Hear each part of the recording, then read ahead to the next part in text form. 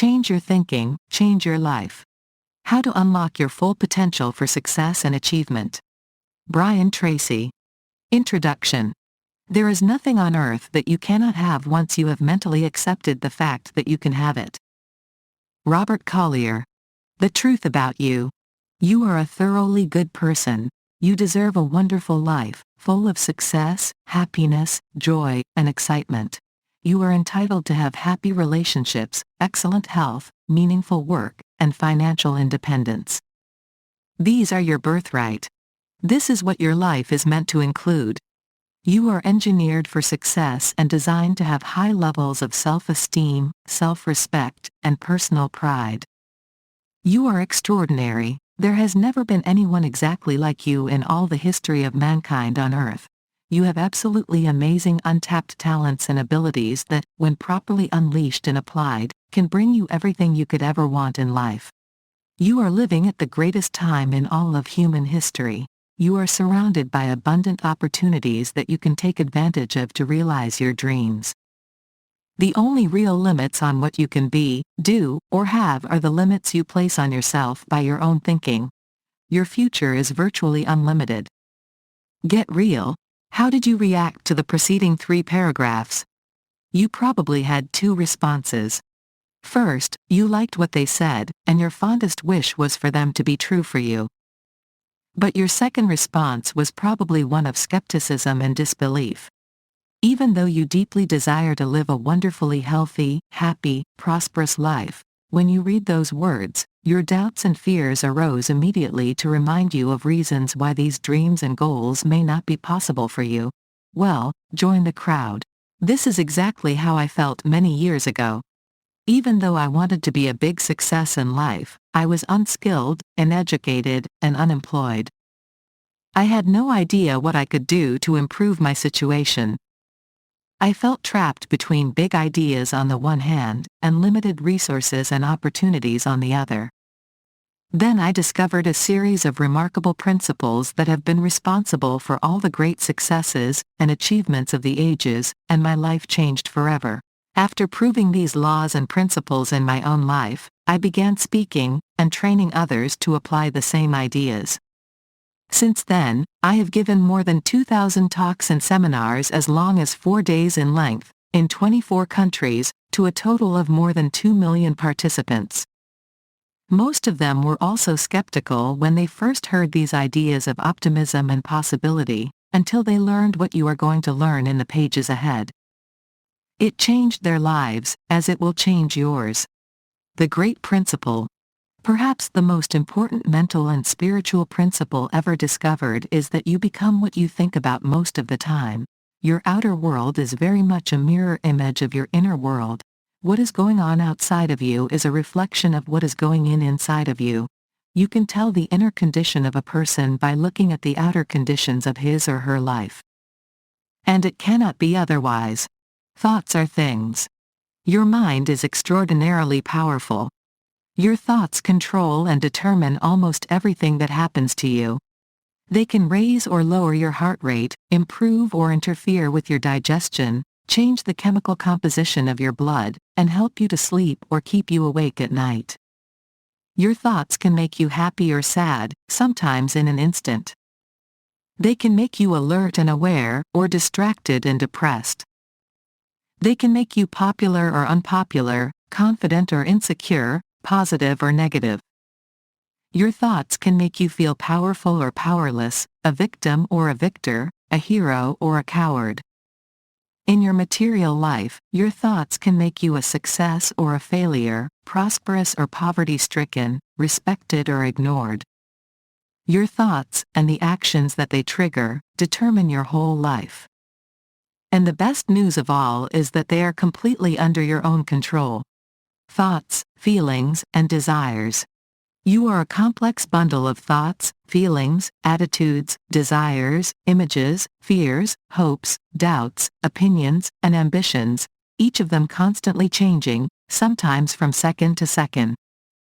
Each of these elements of your personality affects the others, sometimes in unpredictable ways. Your entire life is the result of the intertwining and interconnecting of these factors. Your thoughts trigger images and pictures, and the emotions that go with them. These images and emotions trigger attitudes and actions. Your actions then have consequences and results that determine what happens to you. If you think about success and confidence, you will feel strong and competent, and you will perform better at whatever you attempt. If you think about making mistakes or being embarrassed, you will perform poorly, no matter how good you really are.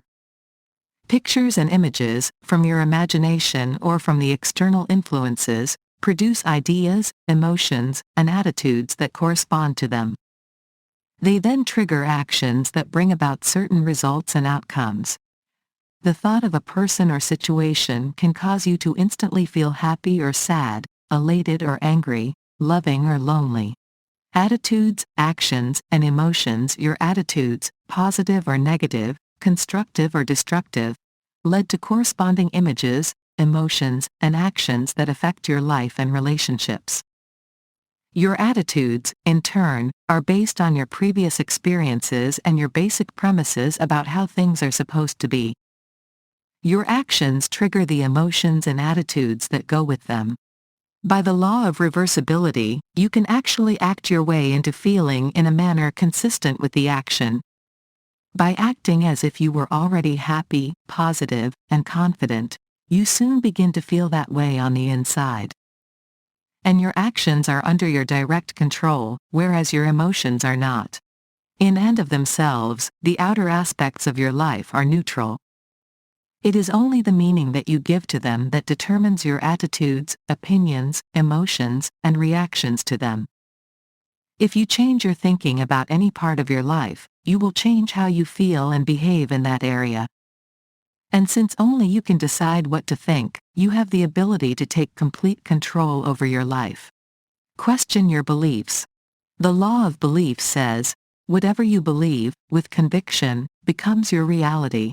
You always act in a manner consistent with your deepest and most intensely held beliefs, whether they are true or not.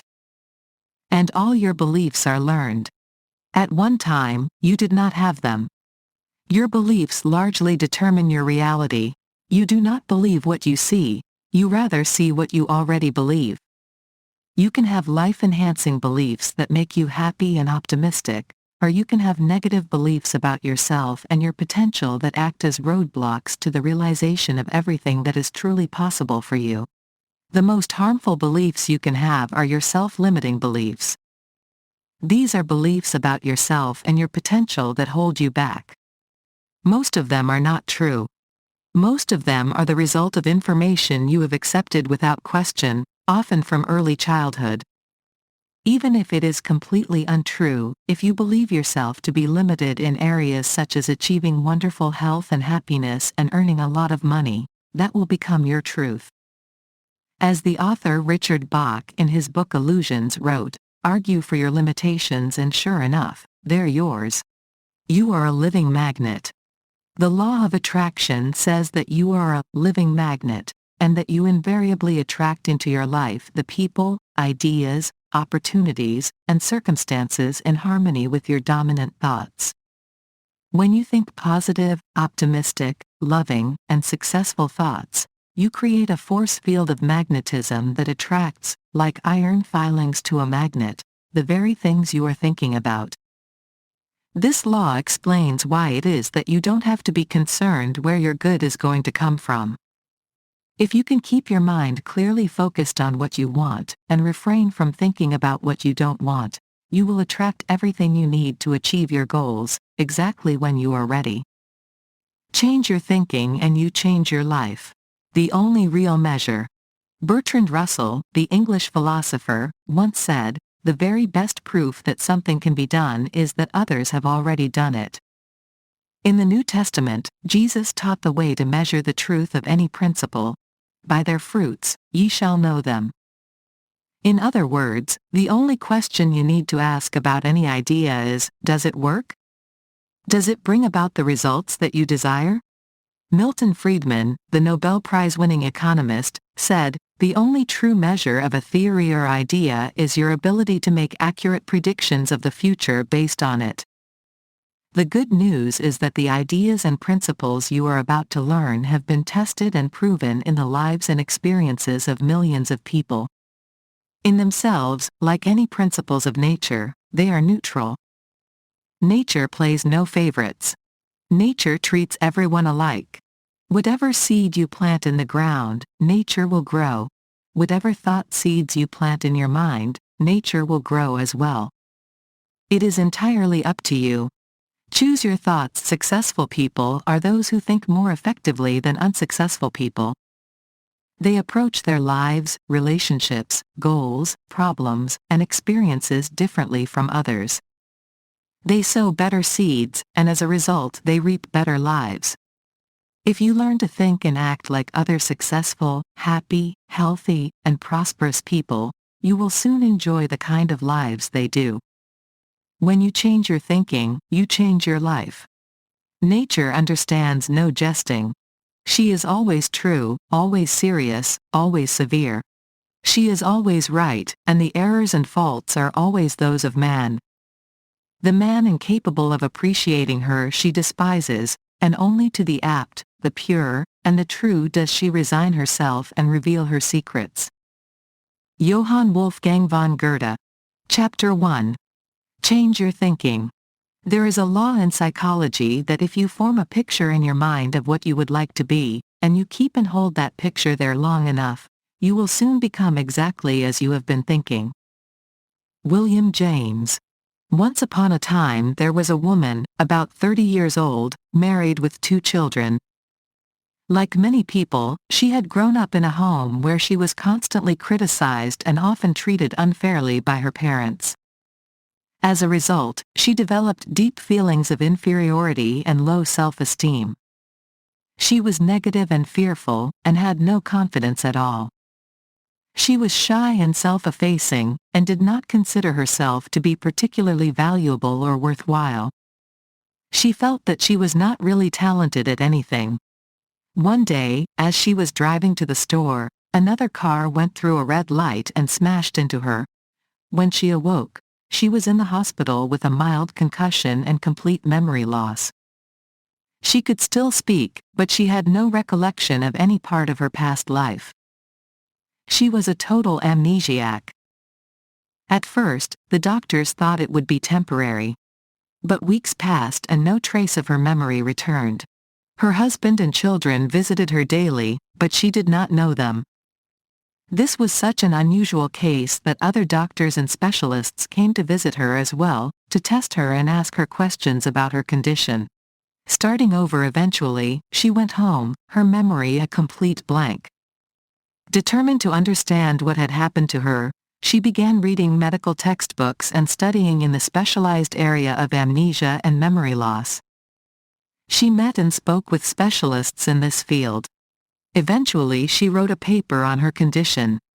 Not long afterward, she was invited to address a medical convention to deliver her paper, answer questions about her amnesia, and share her experiences and ideas on neurological functioning. During this period, something amazing happened. She became a new person completely. All the attention in the hospital and afterward made her feel valuable, important, and truly loved by her family. The attention and acclaim she received from members of the medical profession built her self-esteem and self-respect even higher. She became a genuinely positive, confident, outgoing woman, highly articulate, well-informed, and very much in demand as a speaker and authority in the medical profession. All memory of her negative childhood had been wiped out. Her feelings of inferiority were wiped out as well. She became a new person. She changed her thinking and changed her life. The blank slate. The Scottish philosopher David Hume was the first to propose the idea of the tabula rasa or blank slate. This theory says that each person comes into the world with no thoughts or ideas at all, and everything that a person thinks and feels is learned from infancy onward. It is as though the child's mind is a blank slate that every passing person and experience leaves a mark on. The adult becomes the sum total of everything he or she learns, feels, and experiences growing up. What the adult does and becomes later is the result of this early conditioning. As Aristotle wrote, whatever is impressed is expressed. Perhaps the greatest breakthrough in the field of human potential in the 20th century was the discovery of the self-concept. This is the idea that each person develops a bundle of beliefs regarding oneself, starting at birth. Your self-concept then becomes the master program of your subconscious computer, determining everything you think, say, feel, and do. For this reason, all change in your outer life begins with a change in your self-concept, with a change in the way you think and feel about yourself and your world. The child is born with no self-concept at all. Every idea, opinion, feeling, attitude, or value you have as an adult you learned from childhood. Everything you are today is the result of an idea or impression you took in and accepted as true. When you believe something to be true, it becomes true for you, whatever the fact may be. You are not what you think you are, but what you think you are. First impressions are lasting. If you were raised by parents who continually told you what a good person you were, who loved you, encouraged you, supported you, and believed in you, no matter what you did or didn't do, you would grow up with the belief that you were a good and valuable person. By the age of 3, this belief would lock in and become a fundamental part of the way you view yourself in relation to your world. Thereafter, no matter what happens to you, you would hold to this belief. It would become your reality. If you were raised by parents who did not know how powerful their words and behaviors could be in shaping your personality, they could very easily have used destructive criticism, disapproval, and physical or emotional punishment to discipline or control you. When a child is continually criticized at an early age, he soon concludes that there is something wrong with him. He doesn't understand why it is that he is being criticized or punished, but he assumes that his parents know the truth about him, and that he deserves it. He begins to feel that he is not valuable or lovable. He is not worth very much. He must therefore be worthless. Almost all personality problems in adolescence and adulthood are rooted in what psychologists refer to as love withheld. The child needs love like roses need rain. When children feel unloved, they feel unsafe and insecure. They think, "I'm not good enough." They begin to engage in compensatory behaviors to make up for this inner anxiety. This sense of love deprivation is manifested in misbehavior, personality problems, bursts of anger, depression, hopelessness, lack of ambition, and problems with people and relationships. You are born unafraid. The child is born with no fears, except those of falling and loud noises. All other fears have to be taught to the child as he or she grows up. The two major fears we all develop are the fear of failure or loss and the fear of criticism or rejection. We begin to learn the fear of failure if we are continually criticized and punished when we try something new or different. We are shouted at and told, "No. Get away from there. Stop that. Put that down." Physical punishment and the withholding of love, possibilities that scare us and make us feel insecure, often accompany these shouts and criticisms. We soon begin to believe that we are too small, too weak, incompetent, inadequate, and incapable of doing anything new or different. We express this feeling with the words, "I can't, I can't, I can't." Whenever we think about doing something new or challenging, we automatically respond with feelings of fear, trembling, and a churning stomach. We react exactly as if we are afraid of getting a spanking. We say, "I can't," over and over. The fear of failure is the primary reason for failure in adult life. As the result of destructive criticism in childhood, we hold ourselves back as adults. We sell ourselves short. We quit before we even try the first time.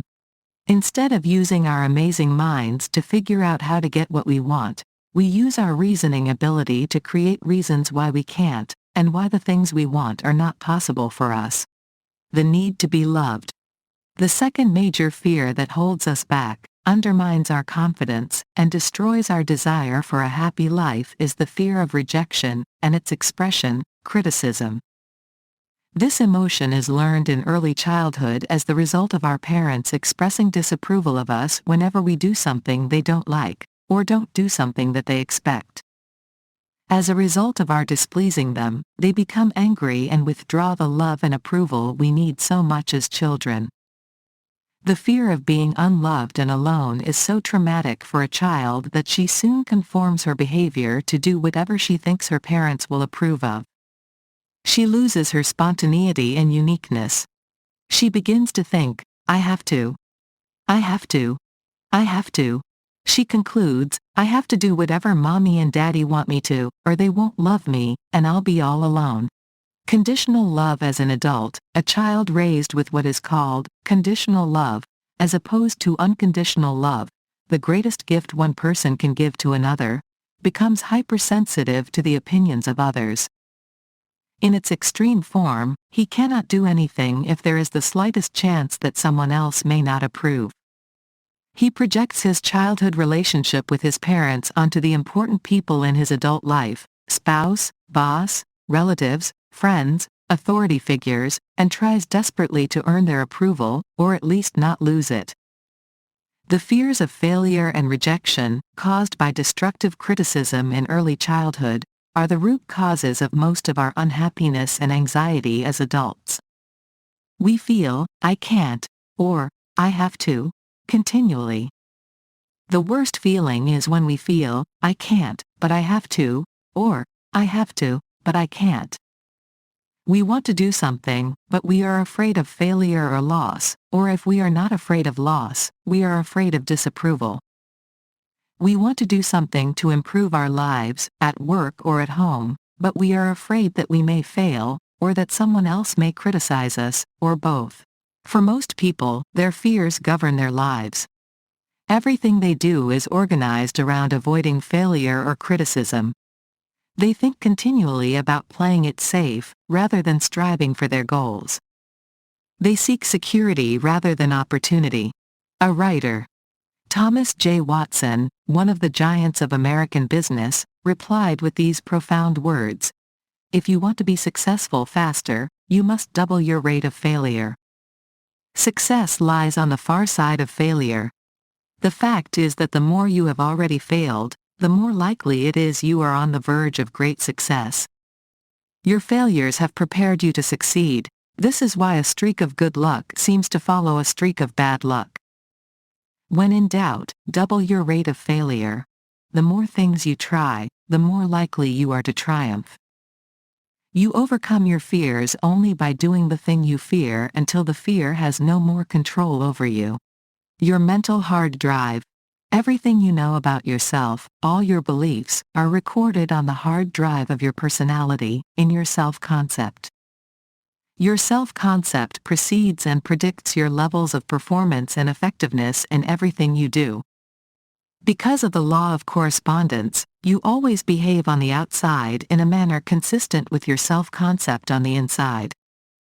All improvement in your life therefore begins with an improvement in your self-concept. You have an overall self-concept that is made up of all your beliefs about yourself and your abilities. This bundle of beliefs includes all the experiences, decisions, successes, failures, ideas, information, emotions, and opinions of your life up to now. This general self-concept determines how and what you think and feel about yourself, and measures how well you are doing in general. Your mini self-concepts. You have a series of mini self-concepts, as well. These mini self-concepts combine to make up your overall self-concept. You have a self-concept for every area of your life that you consider important. This mini self-concept determines how you think, feel, and perform in that area. For example, you have a self-concept for how healthy and fit you are, and how much you eat or exercise. You have a self-concept for how likable and popular you are with others, especially with members of the opposite sex.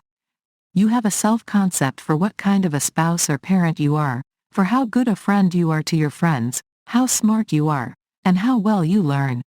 You have a self-concept for every sport you play, and for every activity you engage in, including how well you drive your car. You have a self-concept for how well you do your work, and for how well you do each part of your work. You have a self-concept for how much money you make and how well you save and invest it. This is a critical area. The fact is that you can never earn much more or less than your self-concept level of income. If you want to make more money, you have to change your beliefs about yourself relative to income and money. This is an important part of this book. Change your beliefs. In every case, if you want to change your performance and your results in any area of your life, you have to change your self-concept, or your beliefs about yourself, for that area. Fortunately, your beliefs are largely subjective. They are not always based on facts. Instead, they are based largely on information you have taken in and accepted as true, sometimes with very little evidence or proof. The very worst beliefs you can have are self-limiting beliefs of any kind. These are beliefs about yourself that cause you to feel somehow limited or deficient in a particular area. These beliefs are seldom true, but if you accept them as valid estimates of your ability, they become true for you, exactly as if they were correct. The starting point of unlocking your potential and accomplishing more than you ever have before is for you to challenge your self-limiting beliefs. You begin this process of freeing yourself from self-limiting beliefs by imagining that, whatever they are completely untrue. Imagine for the moment that you have no limitations on your abilities at all. Imagine that you could be, do, or have anything you really wanted in life. Imagine that your potential is unlimited in any way. For example, imagine that you could be earning twice as much as you are earning today. Imagine that you could be living in a bigger house, driving a better car, and enjoying a more expensive lifestyle. Imagine that you have the ability to be one of the top people in your field. Imagine that you are one of the most popular, powerful, and persuasive personalities in your social and business world. Imagine that you are calm, confident, and unafraid of anything. Imagine that you could set and achieve any goal you put your mind to. This is how you begin changing your thinking and changing your life. The starting point of eliminating your fears and releasing your potential is to reprogram your mental hard drive with new, positive, constructive, and courageous beliefs about yourself and your future. Throughout this book, you will learn how to do this. 3 parts of your self-concept. Your self-concept has 3 parts, like a pie divided into 3 wedges. Each is linked with each of the others. All 3 elements together make up your personality. They largely determine what you think, feel, and do, and everything that happens to you. Your self-ideal is the first part of your personality and your self-concept. Your self-ideal is made up of all of your hopes, dreams, visions, and ideals. Your self-ideal is composed of the virtues, values, and qualities that you most admire in yourself and others. Your self-ideal is the person you would most like to become, if you could be a perfect person in every way. These ideals guide and shape your behavior. Great men and women, leaders, and people of character are very clear about their values, visions, and ideals. They know who they are and what they believe in, they set high standards for themselves, and they don't compromise those standards. They are men and women that others can look up to and depend on. They are definite and distinct in their interactions with others. In everything they do, they strive to live up to their ideals. The second part of your self-concept is your self-image. This is the way you see yourself and think about yourself. It is often called your inner mirror. It is where you look internally to see how you should behave in a particular situation.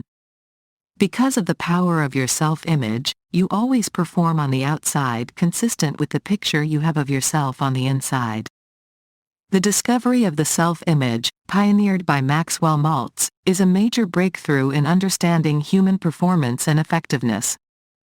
By visualizing and imagining yourself performing at your best in an upcoming situation, you send a message to your subconscious mind. Your subconscious mind accepts this message as a command, and then coordinates your thoughts, words, and actions so that they fit a pattern consistent with the picture you created. All improvement in your life begins with an improvement in your mental pictures. Your internal images influence your emotions, your behaviors, your attitudes, and even the way other people respond to you. The development of a positive self-image is a vital part of changing your thinking and changing your life. How you feel about yourself. The third part of your self-concept is your self-esteem. This is the emotional component of your personality, and is the most important factor in determining how you think, feel, and behave. Your level of self-esteem largely determines much of what happens to you in life. Your self-esteem is best defined as how much you like yourself. The more you like yourself, the better you perform at anything you attempt. And by the law of reversibility, the better you perform, the more you like yourself. Your self-esteem is the reactor core of your personality. It is the energy source that determines your levels of confidence and enthusiasm. The more you like yourself, the higher will be the standards you will set for yourself. The more you like yourself, the bigger the goals you will set for yourself and the longer you will persist in achieving them. People with high self-esteem are virtually unstoppable. Your level of self-esteem determines the quality of your relationships with others. The more you like and respect yourself, the more you like and respect others and the better they feel toward you. In your business life and career, your personal level of self-esteem will be the critical factor that determines whether or not people will buy from you, hire you, enter into business dealings with you, and even lend you money. The better your self-esteem, the better you will be as a spouse and parent. High self-esteem parents raise high self-esteem children. These children develop high levels of self-confidence and associate with other high self-esteem children.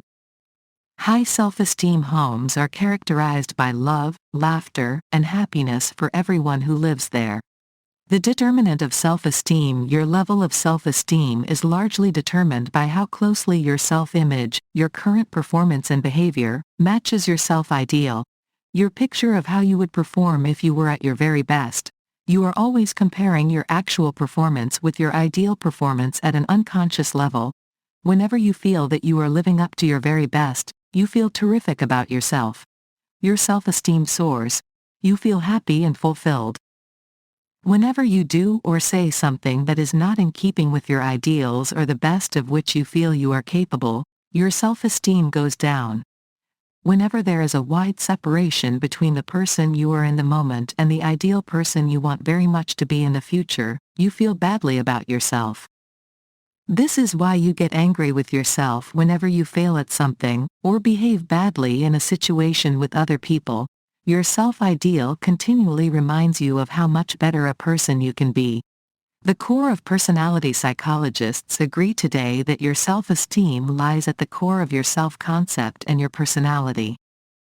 Every improvement in any part of your personality or performance boosts your self-esteem, and causes you to like and respect yourself even more. The more you like yourself, the better will be your self-image and subsequent performance, and the faster you will move toward becoming more like your self-ideal. The best news of all is that there is an inverse relationship between your level of self-esteem and your fears of failure and rejection. The more you like yourself, the less you fear failure. The more you like yourself, the less concerned you are with the opinions of others, and the less you fear criticism. The more you like yourself, the more you make your decisions based on your own goals and standards, and the less you care what others think or say. Control your inner dialogue. Just as you become what you think about, you also become what you say to yourself. The most powerful words you can repeat to yourself, especially if you are feeling tense or uneasy about an upcoming event, are the words, "I like myself." I like myself. I like myself. Whenever you say, "I like myself," your fears diminish and your courage increases. The words, "I like myself," are so powerful and positive that they are immediately accepted by your subconscious mind as a command. They instantly affect your thoughts, feelings, and attitudes. Your body language immediately improves, and you stand straighter. Your face becomes more positive and cheerful. Your tone of voice becomes stronger and more confident. You feel better about yourself, and as a result, you treat everyone around you in a warmer, friendlier way. You begin the process of changing your thinking and changing your life by going to work on your self-concept. You start by developing a clear, positive, exciting, and inspiring self-ideal, consistent with the very best person you can imagine yourself becoming. You develop a positive self-image by imagining yourself performing at your very best in everything you do. Finally, you develop high and unshakable levels of self-esteem by loving and accepting yourself unconditionally as a valuable and worthwhile person. Examine your basic premises. Most of your thoughts and your responses to the events and people of your life are determined by your basic premises. These are the ideas, beliefs, opinions, and conclusions you have come to as the result of inputs and experiences starting in childhood. They constitute not only your self-concept, but also your philosophy of life. The more adamant and convinced you are of your basic premises, the more they project and control everything you do, say, and feel. If you believe yourself to be an excellent person, loaded with talent and ability, friendly and popular, healthy and energetic, curious and creative, and destined to have a wonderful life, these basic premises will lead you to set goals, work hard, develop yourself, treat others well, bounce back from adversity, and ultimately succeed. Nothing will be able to stop you in the long run. It is not what happens to you in life that is important. It is only how you react to what happens. It doesn't matter where you're coming from, either. All that really matters is where you are going. And where you are going is limited only by your own imagination. And since your imagination is unlimited, your future is unlimited as well. These are the basic premises and beliefs you need to fulfill your potential. Dissolving the myths. Unfortunately, there are several myths that we accept as we grow up that can sabotage our hopes for success, joy, and fulfillment later in life. Let's look at these self-limiting beliefs one at a time. The first and worst is summarized in the feeling, "I'm not good enough." This is the basic premise that causes feelings of inferiority and inadequacy. We assume that other people are better than we are just because, at the moment, they are doing better than we are. We feel that they must be worth more than us. Therefore, we must be worth less than them. This feeling of worthlessness sits deep in the psyche and causes us to sell ourselves short. We settle for less than we are truly capable of. Rather than to fail at a new goal, we don't set it in the first place. The correct basic premise for you to develop, or belief for you to have, is that not only are you good enough, but you have the ability to be excellent in any area that is important to you. You have unlimited potential to be, do, and have more than you have ever achieved up to now. As William Shakespeare said in The Tempest, "What's past is prologue." Whatever you have accomplished in the past is only a hint of what you can do in the future. Talk to yourself positively. The most powerful words in your vocabulary are the words that you say to yourself and believe. Your self-talk, your inner dialogue, determines 95% of your emotions. When you talk to yourself, your subconscious mind accepts these words as commands. It then adjusts your behavior, your self-image, and your body language to fit a pattern consistent with those words. From now on, talk to yourself only in terms of what you want to be and do. Refuse to say anything about yourself that you do not sincerely desire to be true. Repeat the powerful, positive words, "I can do it," over and over. Prior to any event of importance, repeat the words, "I like myself." Say, "I'm the best. I'm the best. I'm the best," again and again like you really mean it. Then, stand up straight and strong, put a confident smile on your face, and do the very best of which you are capable. Soon it will become a habit.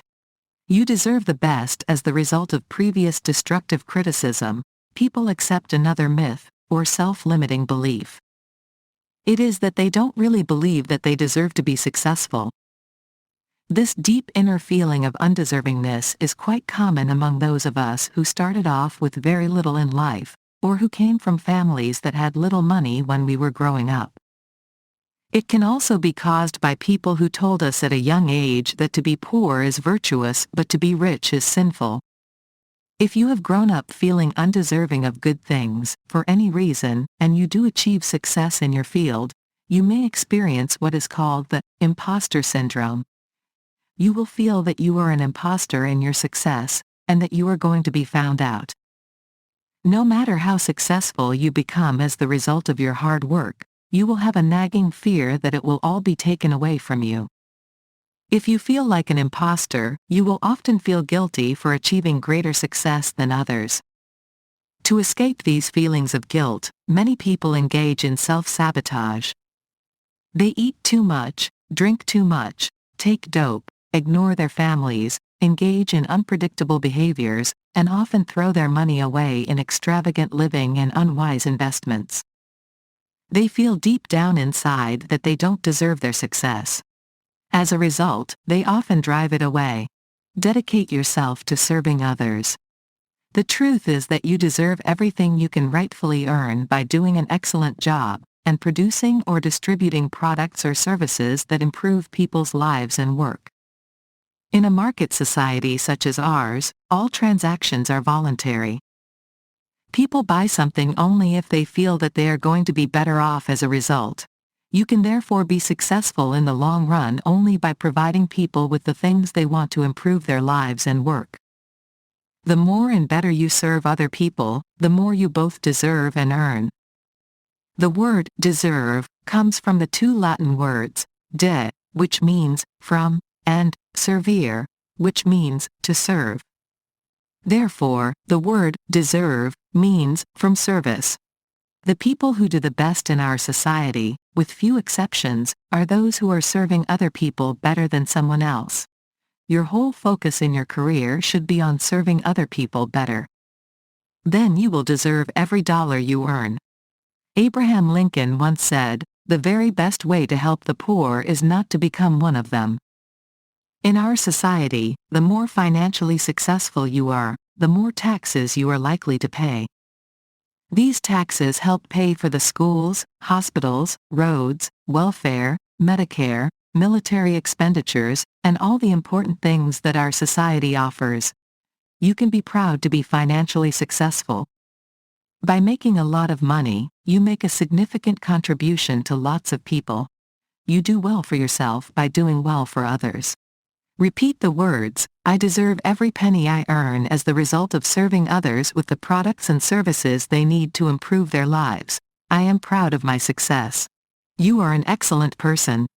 You are a thoroughly good person. You are honest, decent, truthful, and hardworking.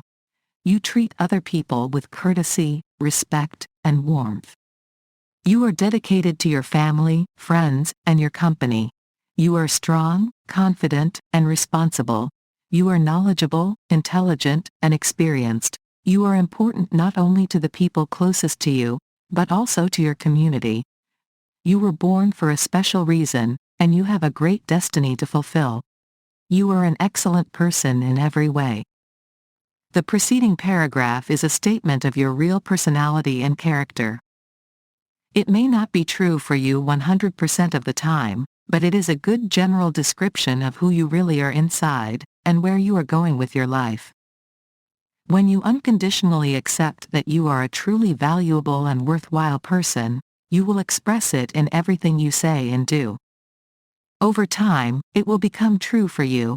Your ideal will become your reality. Repeat to yourself, "I like myself and love my life. I am a thoroughly good person in every way, and I always do my very best at anything I attempt." The mental software store. Imagine that there was a store that sold mental programming. You could purchase any self-concept, belief, or attitude that you wanted and install it in your brain, and that is the person you would be from then on. If such a store existed, and you could buy any set of beliefs, what would you choose? Here is a suggestion.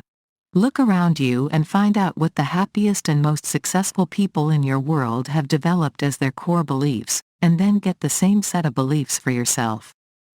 Load them onto your mental hard drive and start running the same programs they are running. Fortunately, based on hundreds of interviews with successful people, we know exactly how they are programmed and what beliefs they have developed from an early age. The most important core belief you can adopt for yourself is this: I am a thoroughly good person and I am going to be a big success in life. Everything that happens to me, good or bad, is simply a part of the process of achieving the great success and happiness that is inevitable for me. If you absolutely believed that you were guaranteed to be happy and successful, and that every setback or obstacle was sent to you to teach you important lessons that you needed to know to achieve your goals, you would be completely unstoppable. You would be positive and optimistic most of the time.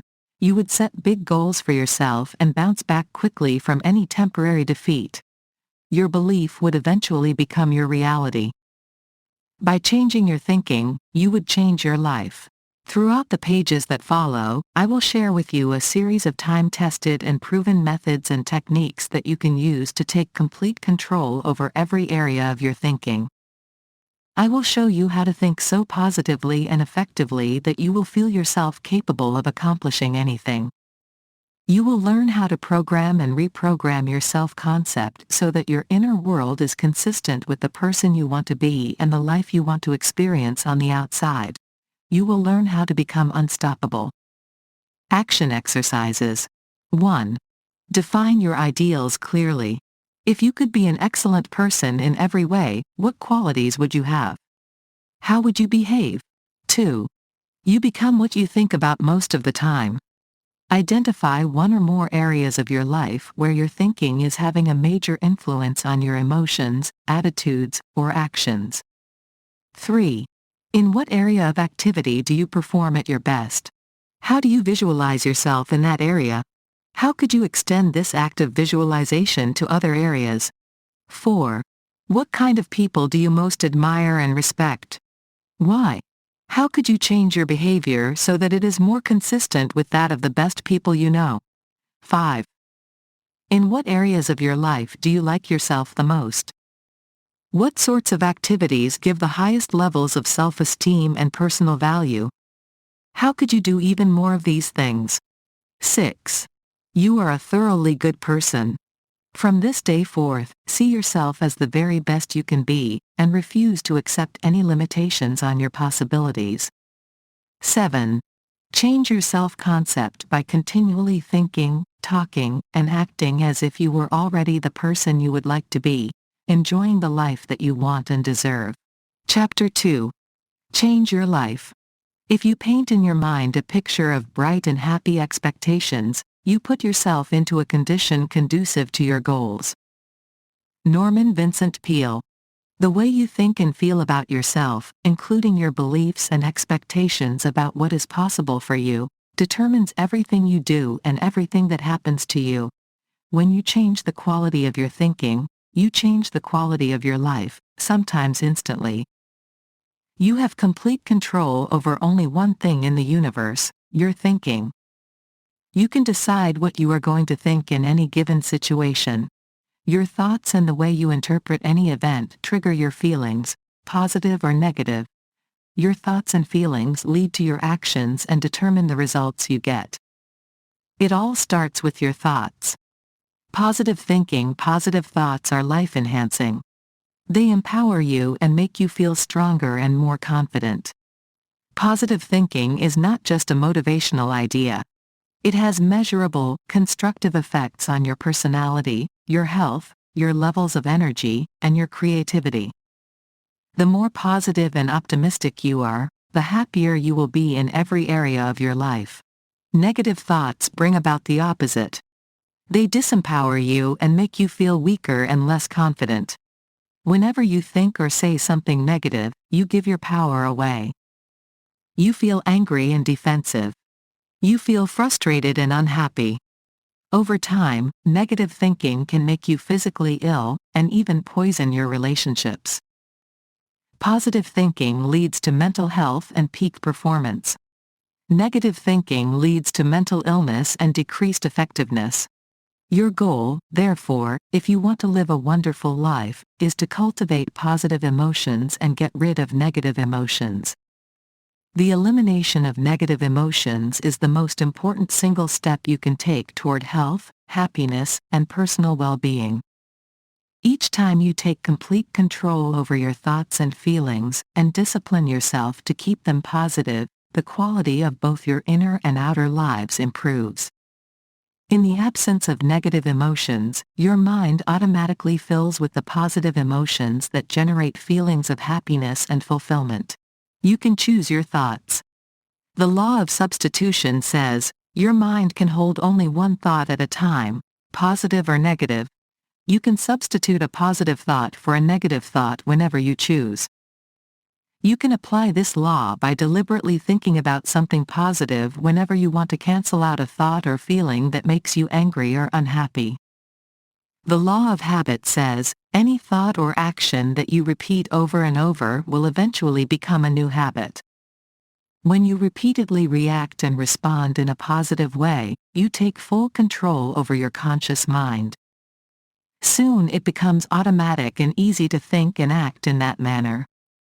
By using willpower and repetition, you develop new habits of thinking and acting.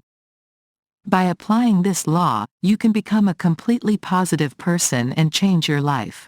Starve your negative emotions. Your negative emotions have all been learned, beginning in childhood. And what has been learned can be unlearned, sometimes quite quickly. You can learn any habit or skill that you consider to be either desirable or necessary. Especially, you can learn positive, constructive ways of thinking about people, money, health, and other factors to cancel out negative ideas that limit your potential and interfere with your success. Many negative ideas or attitudes are based on false premises. Sometimes a negative idea about a subject, or a negative attitude toward a person, can be completely reversed with a single piece of new information. You could suddenly learn that an idea you had about yourself or another person was not true. As a result, you could change your thinking in an instant. Be open to this possibility. Negative emotions exist only because we give them life and then keep them alive. We feed them by continually thinking and talking about things that make us angry or unhappy. Fortunately, you can change this situation by applying the law of emotion. This law states, a stronger emotion will dominate and override a weaker emotion, and whichever emotion you concentrate on grows and becomes stronger. What this means is that whatever emotion you dwell upon grows and eventually dominates your thinking in that area. If you withdraw your mental energy from a person or situation that makes you sad or angry by refusing to think about it, the emotion connected with that situation eventually dies away. Like a fire with no fuel, it goes out. You have experienced this many times already. For example, as we grow up, we have relationships with the opposite sex. Most of them do not work out over time. When they end, we are often emotionally distressed and hurt.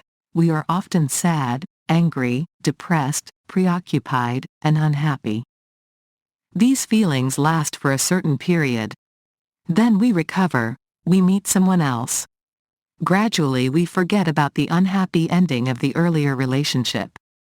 Months or years later, we look back or even meet the other person, and we cannot imagine how emotionally involved we were with him or her. Because we did not feed them, the feelings have died away completely. This is an example of the laws of substitution and emotion in action in your own life. The sources of negative emotions.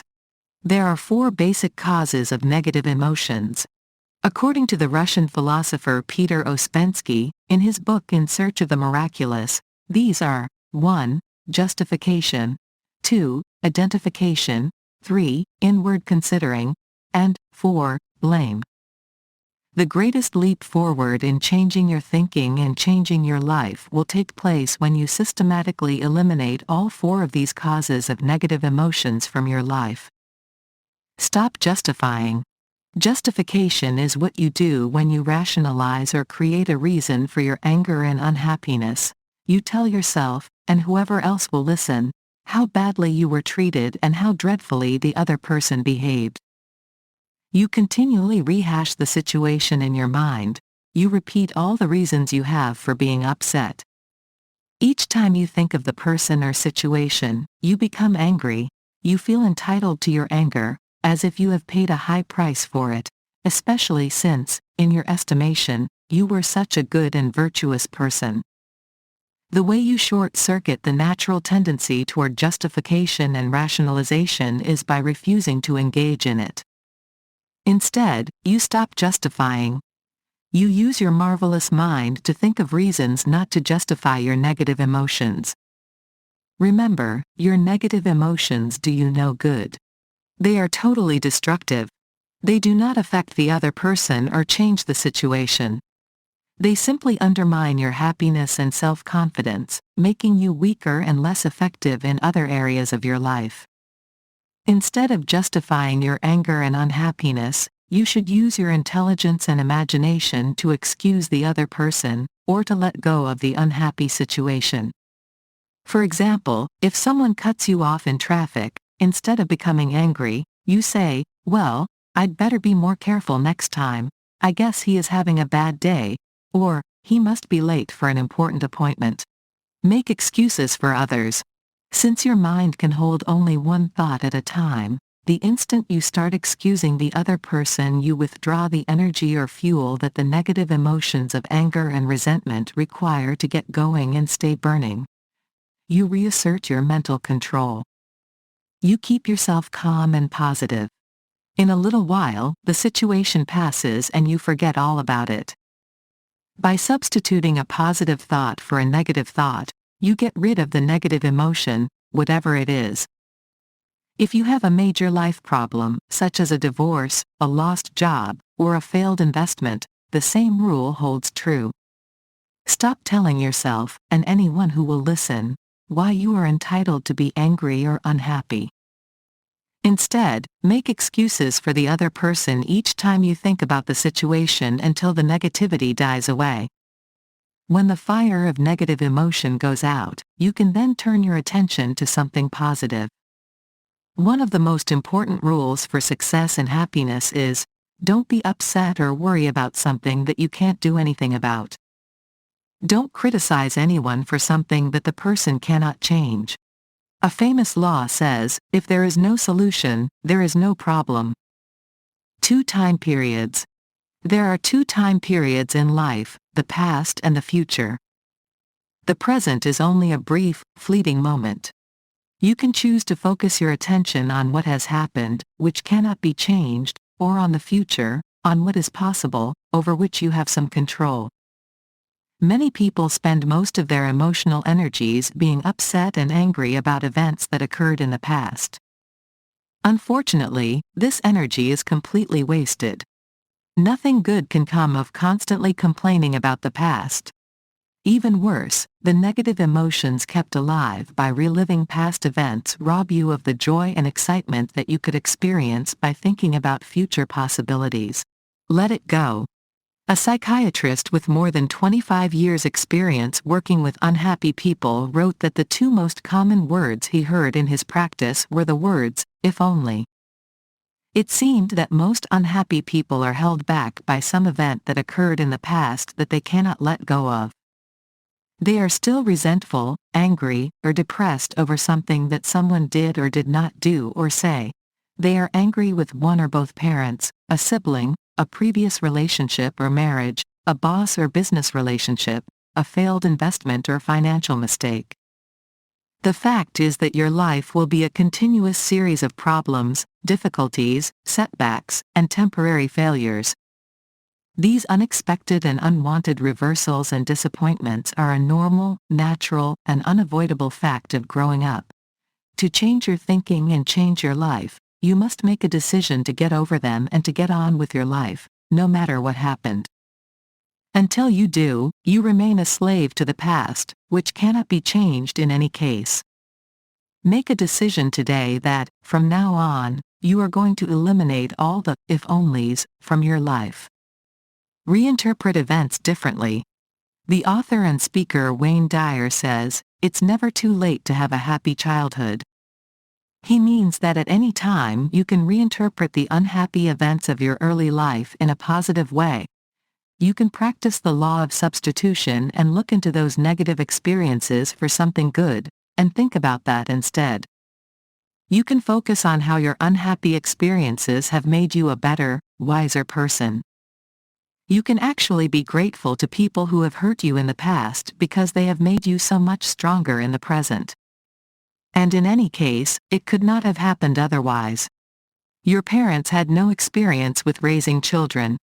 In addition, they were a product of the way they were raised. Like all humans, they came to parenting with their problems and weaknesses, just as you have today. Nonetheless, they did the best they could with what they had. They were the people they were, and they could not have raised you any differently than they did. It is silly to continue to be unhappy about things they did or didn't do that they were incapable of doing otherwise. Let it go and get on with your life. Don't take it personally. The second major cause of negative emotions, according to Ouspensky, is identification, or attachment. This occurs when you take something personally or you become attached to a person or thing.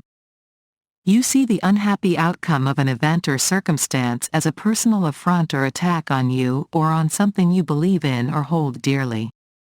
You become emotionally involved in a situation and identify so strongly with it that it affects your emotions and your reason in a negative way. The great spiritual teachers, such as Buddha and Jesus, have emphasized the importance of separating yourself emotionally from the situation, disidentification, in order to regain your calmness and composure. Psychologist and philosopher William James of Harvard wrote, "The first step in dealing with any difficulty is to be willing to have it so." He encouraged people to say, "What cannot be cured must be endured." In other words, practice detachment from any person or situation that makes you feel angry or upset. Withdraw the emotional energy from it so that you can regain your calmness and composure. This approach does not suggest that you passively accept anything that happens to you. Instead, it encourages you to use your willpower to keep your mind and emotions under control. You discipline yourself to stand back mentally and deal with the problem intelligently. You use your mind to see the situation objectively and make better decisions to resolve it. Nothing and no one can have any control over you unless there is something you still want from them. They must have something that they can still give you or withhold from you. As soon as you detach emotionally from a person or object and no longer want anything from them, you are free. This ability to practice detachment is a power you can develop through practice. It can make you the master of a situation that might otherwise cause you to become upset and angry. One of the kindest things you can do to help others is to encourage them to stand back from a problem situation and be objective about it. Encourage them to view the difficulty as if it was happening to someone else. Ask them what advice they would give to another person who was facing this same problem. By detaching from the emotionally charged situation, you and others will become much more capable of dealing with it effectively. The opinions of others. The third major cause of negative emotions, according to Ouspensky, is inward considering. This occurs when you become overly concerned with the way people are treating you. If you perceive that someone is not giving you the respect that you feel you deserve, you can feel insulted and angry, and want to strike back. If people are rude or indifferent to you, you can experience their behavior as an attack on your personality or character. This interpretation of their attitude or behavior can make you angry or depressed. Psychologists say that everything we do is to increase our self-esteem and sense of personal value, or to protect it from being diminished by other people or circumstances. If your self-esteem is not as high as it could be, you will be sensitive to the actions and reactions of other people toward you. You will take everything personally, exactly as if what they said or did was consciously and deliberately directed at you. However, this is seldom the case. The fact is that most people are preoccupied with themselves and their own problems. As much as 99% of the time, people are wrapped up in their own thoughts about themselves. They devote the other 1% of emotional energy they have available to everyone else in the world, including you. The person who cuts you off in traffic is so involved with his own thoughts, he is not even aware of your existence. It would be silly to become angry or upset over his thoughtless action. Set your own sails. There is a rule that I have learned from experience. Never do or refrain from doing something because you are concerned about what people might think about you. The fact is that nobody is even thinking about you at all. Of course, I am not talking about criminal or antisocial behaviors. But it is amazing how many people make decisions to get into or to not get into relationships, businesses, new endeavors, adventures, and other things for fear that someone else might not approve. They stay in marriages they hate, they work at jobs they dislike, or they turn down business opportunities for fear that someone, anyone, might criticize them. The truth is that no one cares more about your key life decisions than you do. Plan accordingly. In Abraham Maslow's studies of self-actualizing people, those 1 or 2% of men and women who are fully mature, fully functioning adults, he found a particular quality that they all had in common: they were completely honest with themselves. They were objective and clear about their own strengths and weaknesses. They did not hope or pretend that they were other than they were. This self-acceptance was a foundation stone of their self-esteem and self-respect.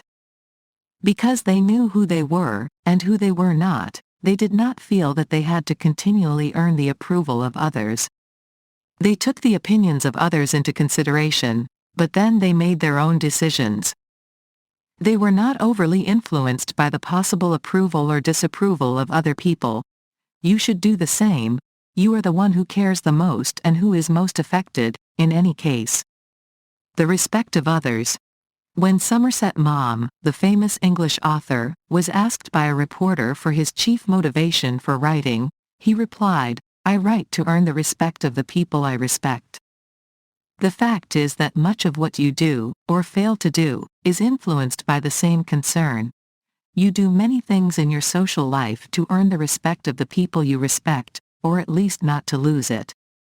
In fact, the people whose respect is most important to you largely determine how good you feel about yourself, both at home and at work. The respect of others has an inordinate influence on your self-esteem because it is so closely linked to your self-ideal and your self-image. Exceptional men and women look up to and seek the respect of men and women of character and accomplishment. They strive, at an unconscious level, to behave and to live up to their ideals of how an excellent person would behave. One of the most important decisions you make as you go through life is to decide for yourself the specific people whose respect is of the greatest value to you. Once you are clear about who you respect and why you respect them, you can then organize your life in such a way that you continually earn that respect, whether they know of your actions or not. Set high standards.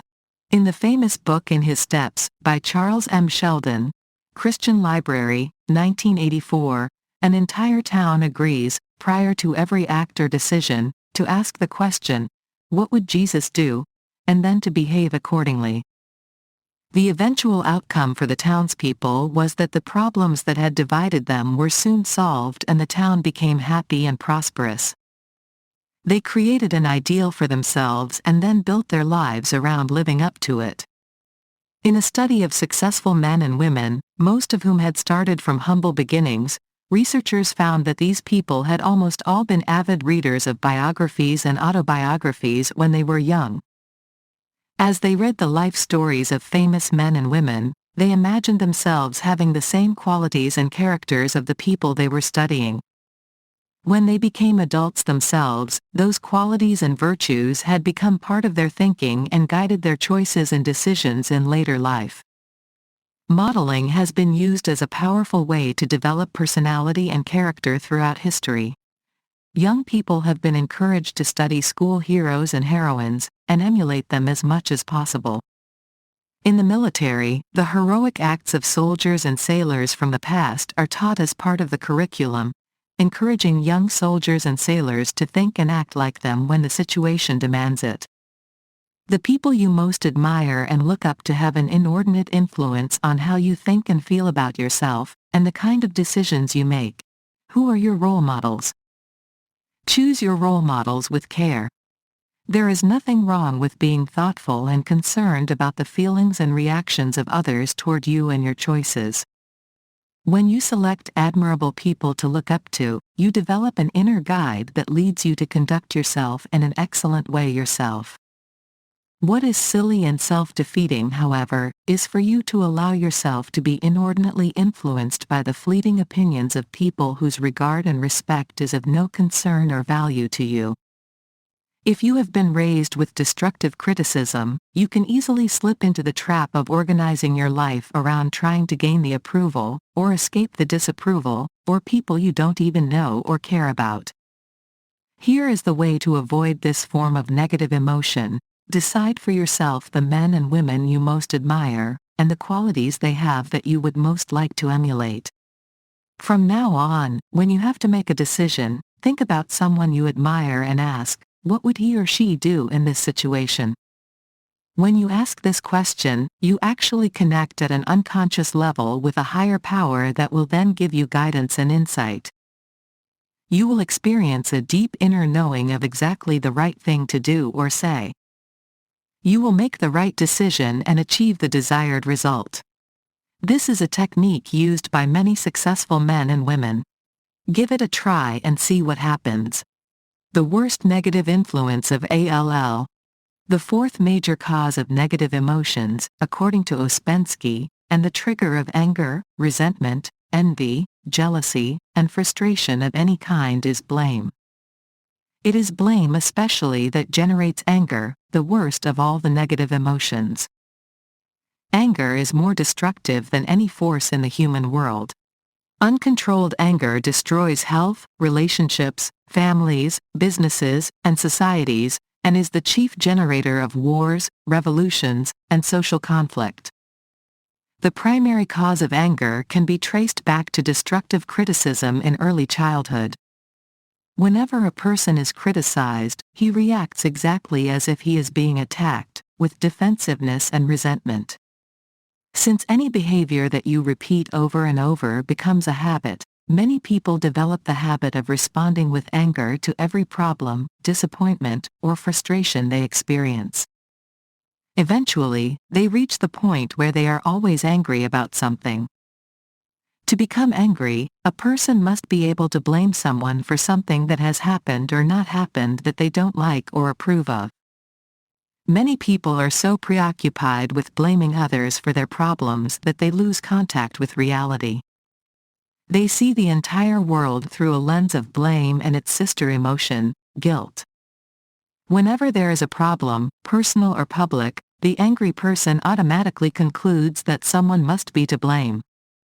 The individual then spends his time and emotion apportioning blame among various parties. This obsession with blame and anger, leading to resentment and envy, can often consume the person who experiences it. No one is guilty here is a common example. Two people in love get married. Both of them have the best of intentions and the highest of expectations for the future, or they wouldn't get married in the first place. Unfortunately, people and situations change over time. The couple finds that they are no longer happy together and decide to divorce. But then the problems really begin. Instead of agreeing, like adults, that they have reached a point where they are incompatible and they no longer want to live together, blame must be apportioned. Someone must be guilty. The guilty party must be punished. Lawyers and judges now have to get involved. Detectives and accountants are hired to dig up dirt on each party. The situation gets worse and worse, until it finally ends in anger, bitterness, accusations, and even hatred. The best of solutions, when a marriage or a relationship does not work out, is to accept that fact as an unfortunate reality, make reasonable provisions for each party, and then for each person to get on with his or her life. Many couples are doing this today through mediation rather than going through the bitterness of a traditional divorce. The results turn out to be better for everyone involved. It is a psychological fact that most people feel that they are right in whatever they do. But as soon as one person starts to blame the other, and even worse, demand that the other person admit to being guilty, the emotional and legal battles begin. The saddest part of these legal battles is that they usually end where they started, with no one having gained very much. Accept responsibility. The best way to eliminate anger of all kinds is to accept responsibility. The acceptance of responsibility immediately short-circuits the emotion of anger. All the energy that anger requires for its existence is cut off. As soon as you say, "I am responsible," your anger stops. Because of the law of substitution and the fact that your mind can hold only one thought at a time, you cannot accept responsibility for your situation and be angry at the same time. The idea of blame, on which the emotion of anger is based, is cancelled out by the decision to accept responsibility. Positive versus negative worldviews. There are two basic ways of looking at your world. You can have a positive and benevolent worldview or a negative and malevolent worldview. By taking responsibility for yourself and what happens to you, you become positive. You see the world in benevolent terms. You become more optimistic toward yourself and your possibilities. You become a happier and more effective person. In contrast, when you take a negative or malevolent worldview, you see problems and injustice everywhere. You see oppression and evil. You see guilty people all around you. You see limitations and unfairness rather than opportunity and hope. Worst of all, you spend your time apportioning blame to various people and institutions for all the problems you see. Differences in results. For example, in this country, some people are better off than others. This has been true of all societies throughout human history. This can be for various reasons. It may be the result of different people having different talents, ambitions, and desires. It may be the result of some people working harder, having a better start at life, being born with greater intelligence, or simply being at the right place at the right time to catch a favorable trend in the economy. In any case, people who are well off are not to blame for the fact that other people are not well off. People who are healthy are not to blame for the fact that other people are sick. People who are successful and happy are not to blame for those who are unsuccessful and unhappy. People who are building a good life for themselves and their families are not at fault because other people are not. Success does not cause failure. Correlation is not causation. Because both situations occur simultaneously, this does not mean that one caused the other. An honest acceptance of this simple fact would solve many arguments and disagreements at the philosophical and political levels. The power of forgiveness. The root cause of negative emotions, the main factor that predisposes a person to blaming and to anger and resentment, fear and doubt, envy and jealousy, is the inability to forgive someone we feel has hurt us in some way. As we develop as children, we go through a phase where justice is very important to us. We fixate on the concept of fairness. We are upset by any situation in our lives that does not seem to be fair and equitable to anyone, especially if it concerns ourselves. Whenever we feel that we or anyone else has been unfairly treated, for any reason, we take it as a personal attack. Our fragile self-esteem is threatened. We react with anger and resentment.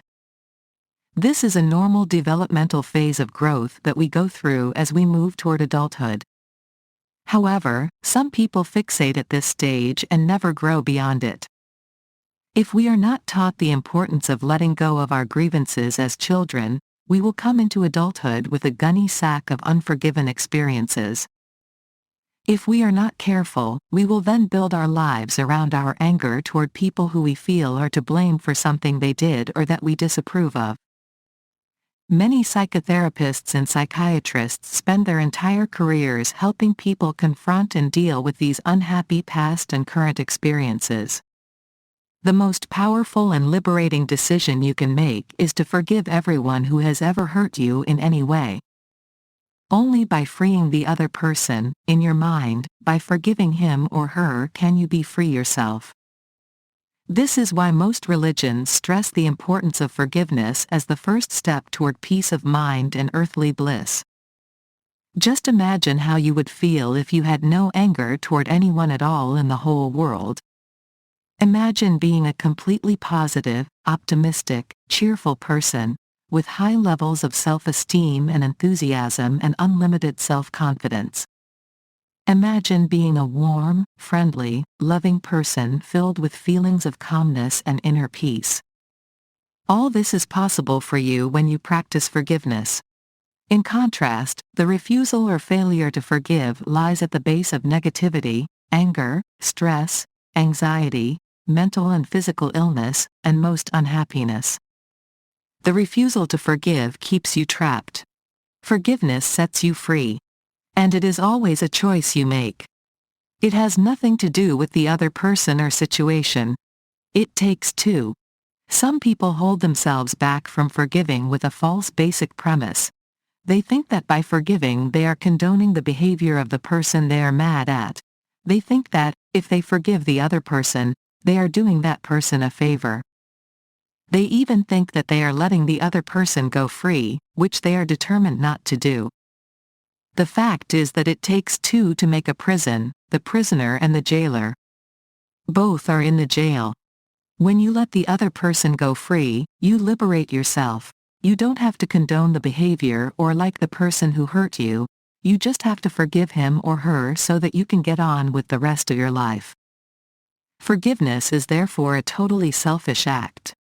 It really has nothing to do with the other person at all. It has only to do with your own mental integrity and peace of mind. The comedian Buddy Hackett once said, "I never hold grudges. While you're holding grudges, they're out dancing." When you remain angry with another person, you give away your emotional control to that person each time you think of him or her. You allow him or her to control your emotions at long distance. By not forgiving, you allow that person to run your emotional life, exactly as if he or she were right there with you and the situation was occurring all over again. The path to forgiveness, the way you forgive, is simple. Each time you think of the other person, you use the law of substitution and say, "God bless him, her. I forgive him, her for everything, and I wish him, her well." It is not possible to bless and forgive another person and simultaneously be angry or upset. The positive thought cancels out the negative thought. You can speed up the process of personal liberation by accepting responsibility for your share of what happened. Very few negative events that lead to anger and resentment occur in a vacuum. Almost invariably, you did something to contribute to the situation. You therefore need to have the maturity to take your share of the responsibility. You can then say, "I am responsible. I shouldn't have gotten into the situation in the first place, or stayed in so long. I should not have done what I did. I forgive him, her completely and let it go." It may be difficult for you to forgive at first. These words will be hard for you. Many people have built their entire adult lives around their grievances. They are afraid that they will have nothing else to talk about if they stop complaining about their parents or their bad marriages. But don't worry. When you forgive others and let them go, you soon begin to feel lighter and happier. As the thoughts of anger and resentment fade away, your mind will fill with positive thoughts. You will have more energy and enthusiasm. You will feel stronger and more confident. Your whole future will open up before you, like a summer sunrise. Don't worry about what your friends think or say when you decide to forgive people who have hurt you. They are probably tired of hearing your complaints about the unfortunate events of your past. In fact, when you start forgiving, you will often find that the only common bond between you and certain people is your gripe sessions. When you decide to forgive others, you may no longer find them very interesting to talk to. The people you must forgive.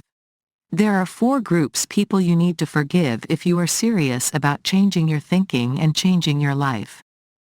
The first is your parents, living or dead. You must absolutely forgive them for every mistake they ever made in bringing you up. At the very least, you should be grateful to them for giving you life. They got you here. If you are happy to be alive, you can forgive them for everything else. Never complain about them again. Many of my seminar participants have phoned or visited their parents and told them that they forgive them for everything. Often this simple act of courage and character has had a profound effect on their relationship with their mother or father. From that day onward, they have become good friends, which lasted the rest of their lives together. In contrast, by not forgiving your parents, you remain forever a child. You block your own chance to grow up and become a fully functioning adult. You continue to see yourself as a victim. Even worse, you keep your negative feelings of inferiority and anger alive. If your parents die without your having forgiven them, it can bother you for the rest of your life. Close personal relationships. The second group you must forgive is the people from your close relationships that didn't work out. Marriage and other intimate relationships can be so intense and so threatening to your feelings of self-esteem and self-worth that you can be angry and unforgiving toward those people for years. But you were at least partially responsible. Have the personal strength and integrity to say, "I am responsible," and then forgive the other person and let him or her go. Say the words, "I forgive him, her for everything and I wish him, her well." Each time you repeat this, the negative emotion attached to the memory will diminish. Soon it will be gone forever. The letter. Many of my graduates have found that the letter is the key to putting a bad relationship behind them forever. This is a powerful technique that can free you from feelings of anger and resentment almost instantly. Here is how it works. You to sit down and write the other person a letter of forgiveness. It consists of 3 parts. First you say, "I forgive you for everything you ever did that hurt me." Second, you write out a description or list of every single thing that you are still angry about. Some people write several pages in this part.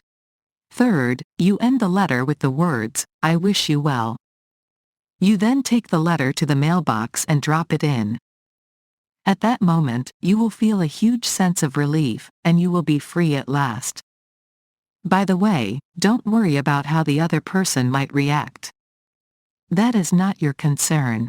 Your goal is to free yourself, to regain your peace of mind, and to get on with the wonderful life that lies ahead of you.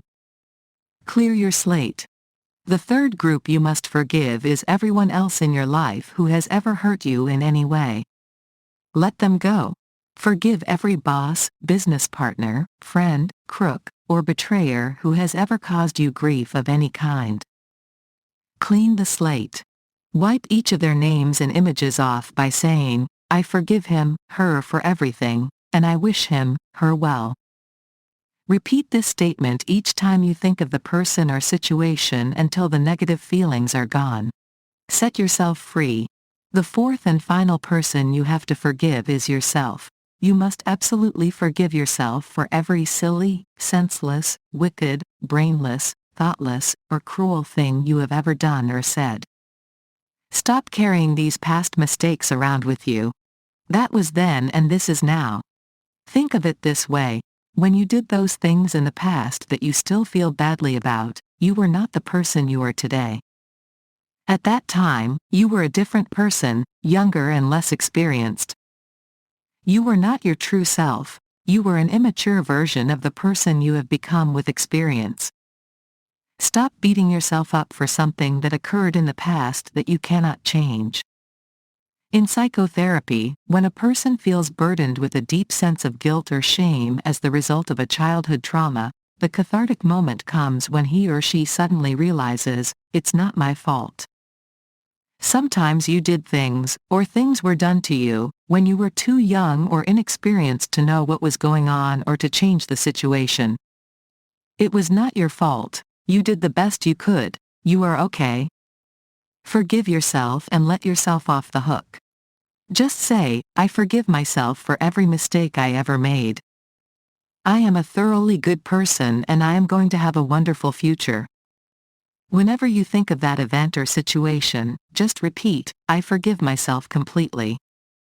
And then get on with your life. Focus on the future rather than the past. Look at where you are going rather than where you have been. Finally, if you did something that hurt someone, and you still feel badly about it, you can go to that person, or write, and apologize. Tell the person you are sorry for what you did or said. Whatever his or her reaction, positive or negative, it doesn't matter. The very act of repentance, of expressing regret, will set you free. A final warning. Most people are open to the idea of forgiveness. It is among the core beliefs of most religions, and is taught in psychology and metaphysics. You are probably comfortable with the idea of forgiving most of the people in your life who have hurt you in some way. But there is a great danger. The danger is that your refusal to forgive just one major grievance can be enough to sabotage your entire life. Your insistence on holding on to just one person or situation by not forgiving can put the brakes on all your forward progress. There are countless men and women who ruin their lives because of their anger and resentment toward a single person. They can't let go of it, and so they never get free.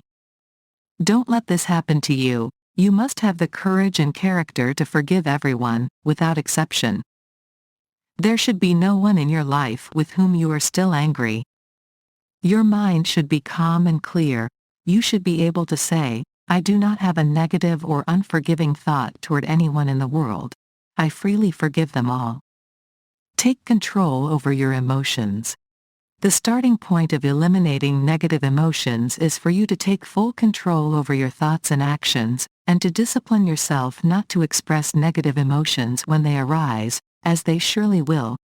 You may not be able to stop the initial negative reaction to a disappointment or a frustrated expectation, but you can refuse to express it, either to yourself or to another.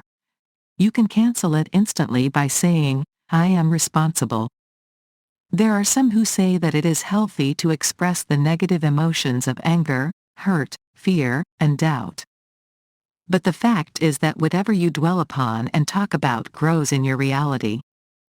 A small negative experience is like a spark that can be fanned into a blaze by thinking and talking about it. Instead, snuff it out the instant it arises by saying, I am responsible. Then look for reasons why you might be responsible. You will always find them. The true gods arrive. An English poet once wrote, when the false gods go, the true gods arrive.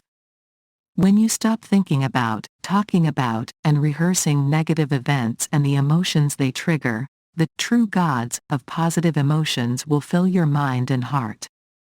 When you let go of the thoughts, opinions, prejudices, and attitudes that make you unhappy, you will begin to experience the thoughts and emotions that make you feel good about yourself and your life. Nature is on your side. Nature wants you to be happy, healthy, prosperous, and fulfilled. Your destiny is to experience joy, harmony, love, and the greatest of all human blessings, peace of mind. And just as a gyroscope knocked off balance returns to an upright position, your life and emotions return to peace and joy just as soon as you stop doing and saying the things that move you away from a sense of inner peace. Decide this very day to give up your negative emotions. Resolve from this moment forward to become a positive, optimistic, happy, enthusiastic person in every part of your life. Change your thinking about yourself and your possibilities, and you change your life. Action exercises. 1. Resolve today that you are going to be a completely happy person. Now ask, what is it in my life that makes me unhappy or causes me stress? Whatever your answer, decide to deal with it and eliminate it. 2. Recall an experience from your childhood that you are still angry about. Now reinterpret that experience positively and view it as a valuable learning experience. 3.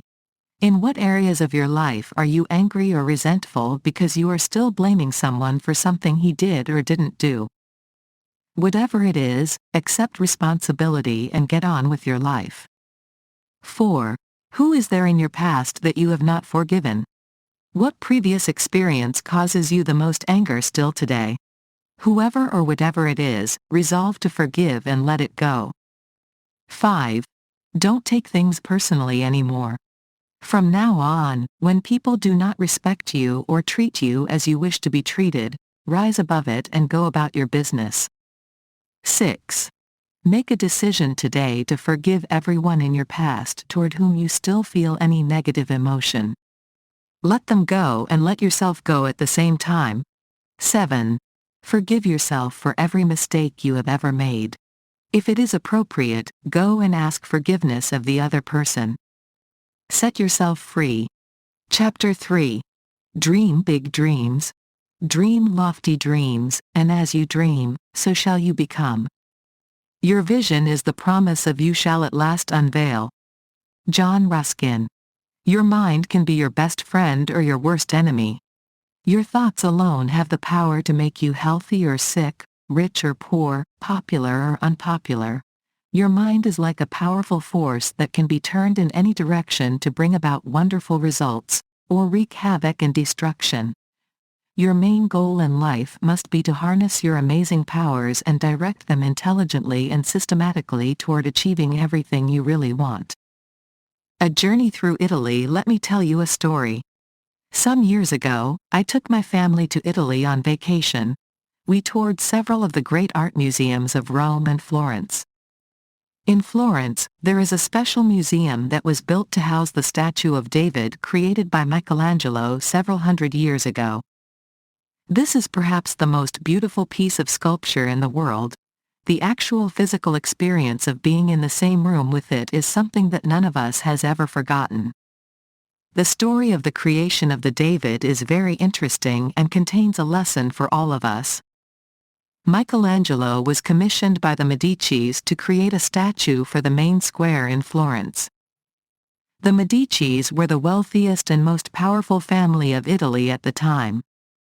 A commission for a statue from the Medicis was not only a great honor, it was also a task that could not be refused.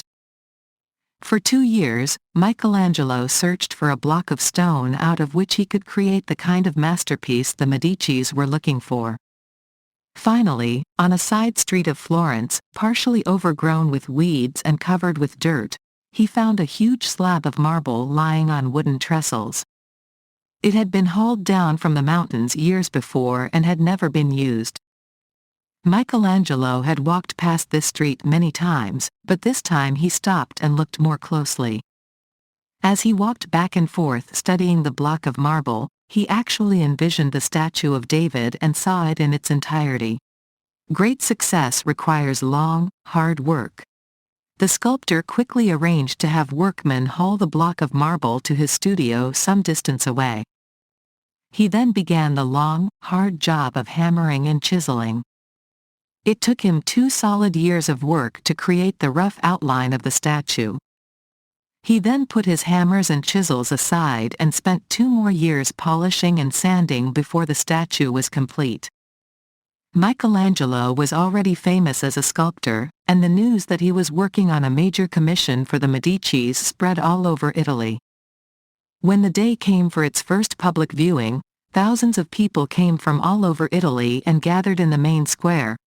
When it was unveiled, the crowd stood gaping in awe. It was breathtakingly beautiful. People cheered, women fainted. The audience was amazed at the incredible beauty of the enormous statue. Michelangelo was immediately recognized as the greatest sculptor of his age. Afterward, when Michelangelo was asked how he was able to create such a masterpiece, he replied by saying that he saw the David complete and perfect in the marble. All he did was to remove everything that was not the David. You are a masterpiece. There are many parallels between yourself and the David. You are very much like a great masterpiece enclosed in marble as well. But the marble that envelops you, and most other people, is the marble of small, limited thinking and excessive worry about the possibilities of loss or failure, rather than an excited anticipation of the rewards of success and achievement. To realize your full potential, your greatest need is to break out of your limited thinking by dreaming big dreams and imagining unlimited possibilities. You need to remove all the negative beliefs that hold you back from becoming all you are capable of becoming. But remember, even after the David had been released from the marble, it took Michelangelo 2 solid years of sanding and polishing to turn it into a masterpiece. In the same way, you also have to work on yourself, sanding and polishing, learning and practicing, for days, weeks, months, and even years, to develop and bring out all the talents and abilities that lie deep inside of you. You can become unstoppable. The central purpose of this book is to help you change your thinking in such a way that you become absolutely unstoppable in achieving any goal you can set for yourself. Your goal is to develop yourself to the point psychologically where you become like an irresistible force of nature. You will be like the tide coming in, or like a powerful storm that sweeps across the land. Your aim is to become so confident, courageous, strong, and resolute that you can set any goal for yourself with the firm knowledge that you can learn what you need to learn, and do what you need to do, to eventually achieve it.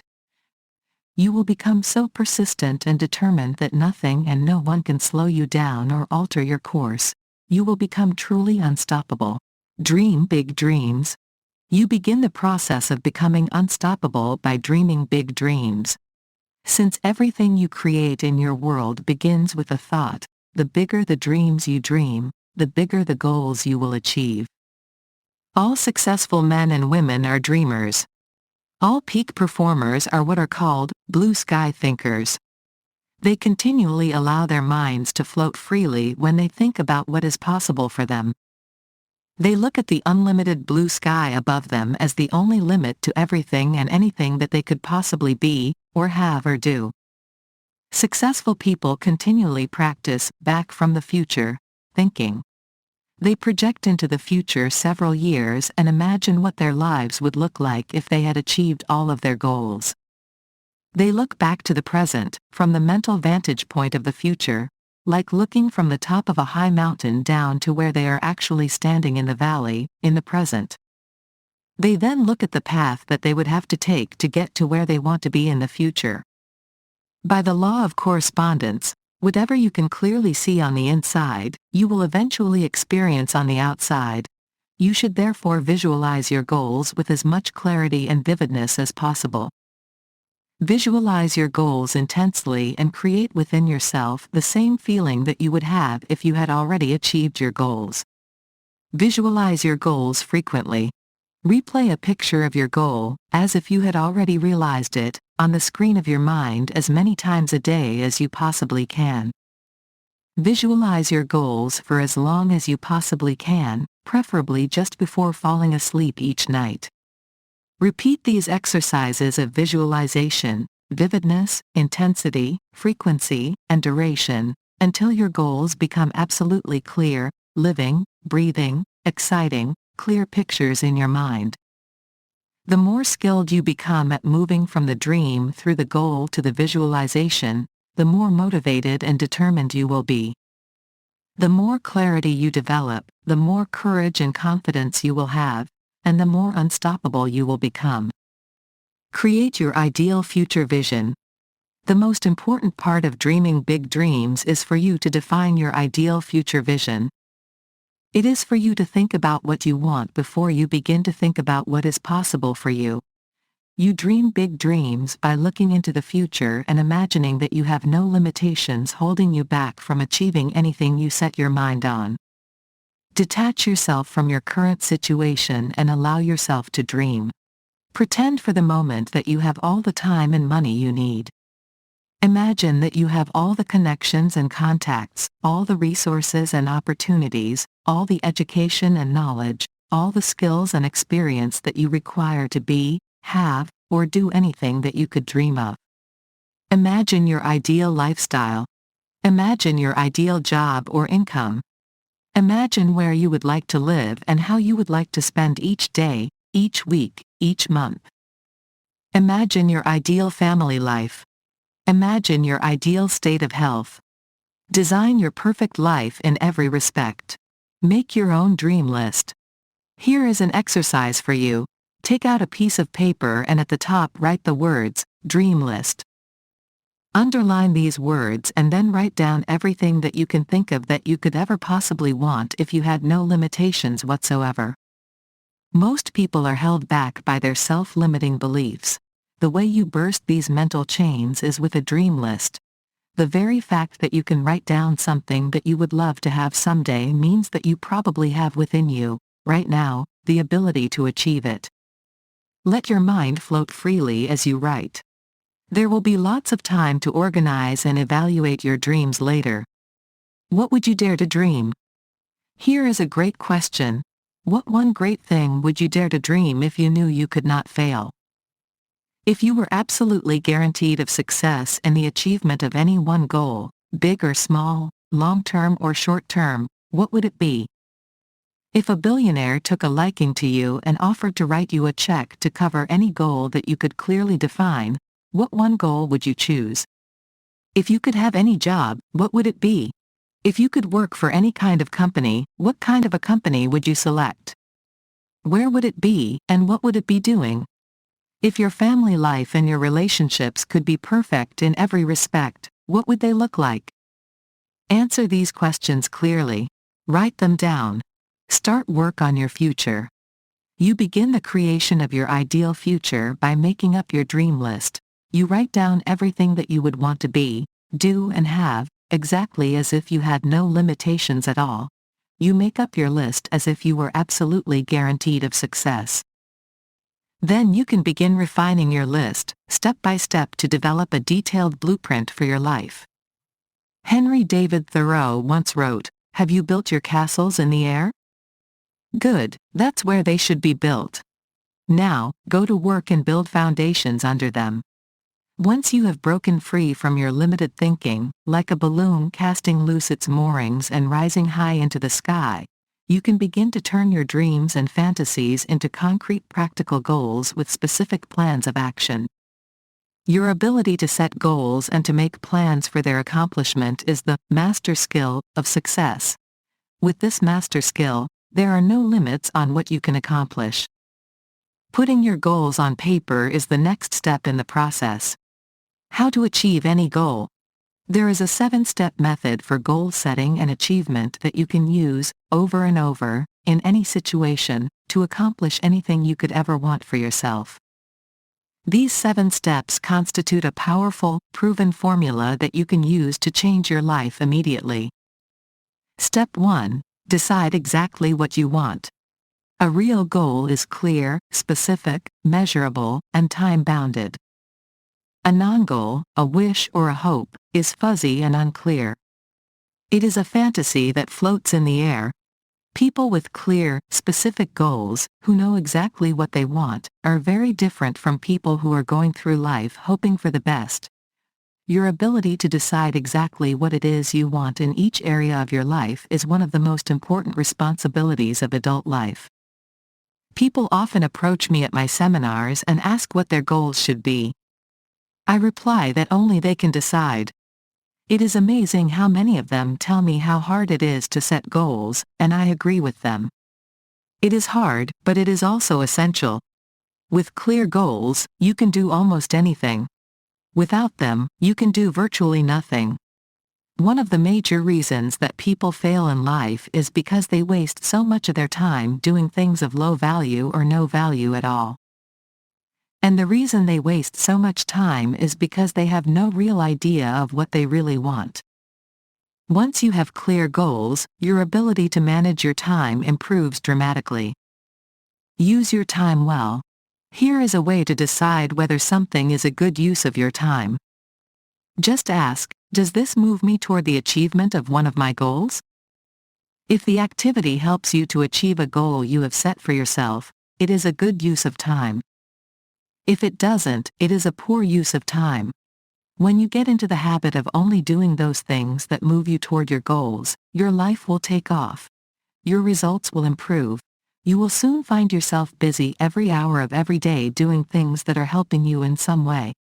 You will have no time left to spend on activities that aren't helping you to achieve one of your goals. When you set clear goals for yourself, and you know exactly what you want, you will become increasingly impatient with activities that are not helping you in some way. You will watch less television. You will listen to less radio. You will read the newspapers quickly, if at all. You will become far more selective with your friends and your social activities. You will spend time only with people you enjoy, people you can learn and benefit from. But, as the old saying goes, if you don't know where you're going, any road will take you there. Step 2. Write down your goals. Write your goals down on paper. There is something quite incredible that happens between the brain and the hand. When you take a paper and pen and write down your goals, you activate the laws of expectation, attraction, and correspondence simultaneously. You intensify your belief and deepen your conviction that your goals are possible for you. The very act of writing down your goals gives you a sense of control and personal power. Written goals increase your resolve and determination to do whatever is necessary to achieve them. The speed at which you will begin to achieve your goals after you have written them down is nothing short of miraculous. The very act of writing out your goals increases the likelihood of your achieving them by as much as 10 times, 1,000%. Many thousands of my graduates have written or come back to tell me about the amazing things that have happened in their lives that started immediately after they began putting their goals in writing. Step 3. Be willing to pay the price. Determine the price you are going to have to pay to achieve your goal. Make a list of everything that you are going to have to do if you want to make your goal a reality. Are you going to have to start each day's work a little earlier, work a little harder, and stay a little later? Write it down. Are you going to have to upgrade your knowledge and skills, and take additional courses? Again, write it down. Are you going to have to change jobs, change industries, or change careers in order to achieve everything that is possible for you? Write it down. The law of cause and effect is the iron law of the universe. For everything that you want, there is a price that must be paid. This price must be paid in full and in advance. The law of sowing and reaping is not the law of reaping and sowing. You have to put in before you get out. You have to give before you receive. You have to pay the price before you enjoy the reward. Your willingness to do whatever you need to do, pay whatever price is required, go whatever distance is necessary, and make whatever sacrifice is demanded is the measure of how badly you really want your goal. Many people sabotage their own success by deciding that they want a particular goal, and although they are willing to pay a high price for it, they are not quite willing to pay the full price that the goal demands. This is like wanting to win in a poker game but not being willing to match the final bet made by the other player. You end up losing the whole hand, just as by failing to make a total commitment people end up losing the entire goal. Step 4. Make a detailed plan. Make a plan, in writing. Remember, the ability to develop written goals and create plans for their achievement is the master skill of success. A plan begins with your making a list of all the things that you can think of that you are going to have to do to achieve your goal. Once you have made your list, you can add new items as they occur to you. You then organize your list in terms of priority and sequence. What are the most important things on the list that you will have to do to achieve your goal? What are the things that you will have to do before you do something else? Which items on your list are dependent on your completing other items first? A plan of action gives you a track to run on. It increases your level of belief and intensifies your desire for the goal. You gradually become convinced that your goal is actually possible and achievable for you. You begin to see possibilities that you may not even have been aware of in the absence of a written plan. Step 5. Take action on your plan. Take action of some kind in the direction of your goal. Once you have set a goal, written it down, determined the price that you are going to have to pay, and made a plan, you must take some action immediately. Even if you only make one phone call or collect one piece of information, be sure to do something. In the Bible it says, "Faith without deeds is dead." There is something powerful in your willingness to take a specific action, in faith, in the direction of your goal, with no guarantee of success. Your action itself seems to trigger all kinds of other powers and forces in the universe. You activate the law of attraction to help you.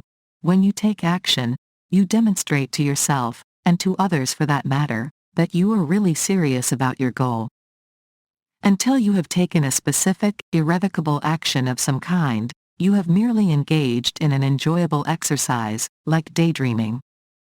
You have put your key into the ignition but you haven't turned it on. Step 6. Do something every day.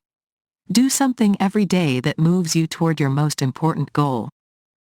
This is a vital success principle that generates energy and enthusiasm. For you to maintain your courage, confidence, and self-motivation, you must be doing something every single day that gives you a feeling of forward motion and progress.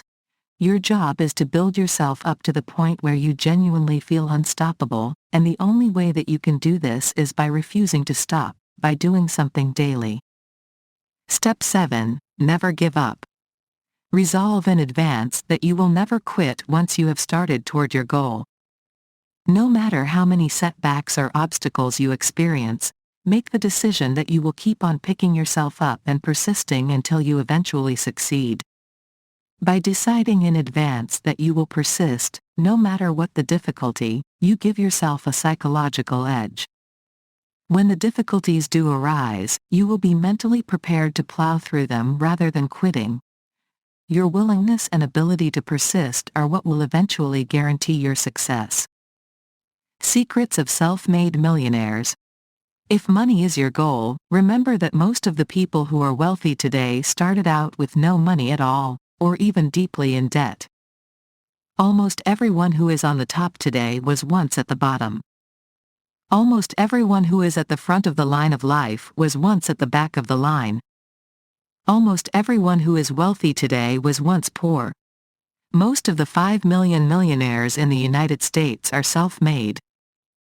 That is, they started out with nothing and worked their way up. Our world today has more than 300 self-made billionaires and multi-billionaires as well. Many of these are people who started with little or nothing, and by changing their thinking, they unleashed their own inner potentials to achieve extraordinary financial results. And almost anything that anyone else has done, within reason, you can do as well. What are your goals? The power of commitment. One of my favorite quotations is from the mountain climber Charles Murray. Until one is committed, there is hesitancy, the chance to draw back, always ineffectiveness. Concerning all acts of initiative and creation, there is an elementary truth, the ignorance of which kills countless ideas and splendid plans.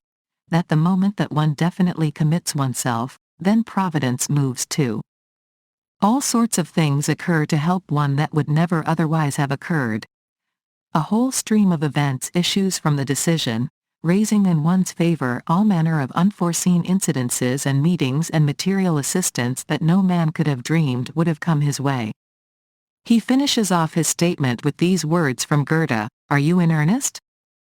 Seek this very minute, whatever you can do, or dream you can, begin it." Boldness has genius, power, and magic in it.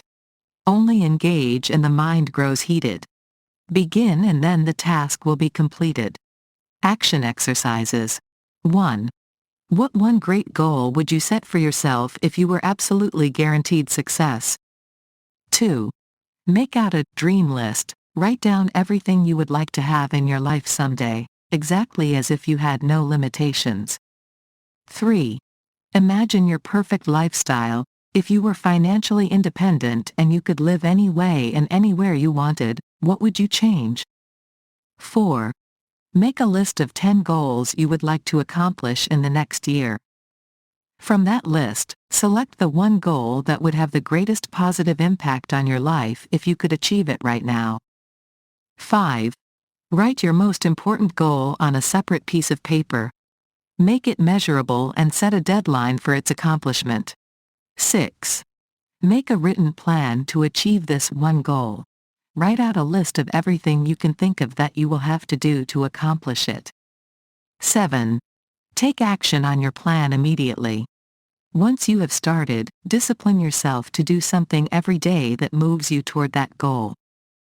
Never miss a day until you have achieved it. Chapter 4.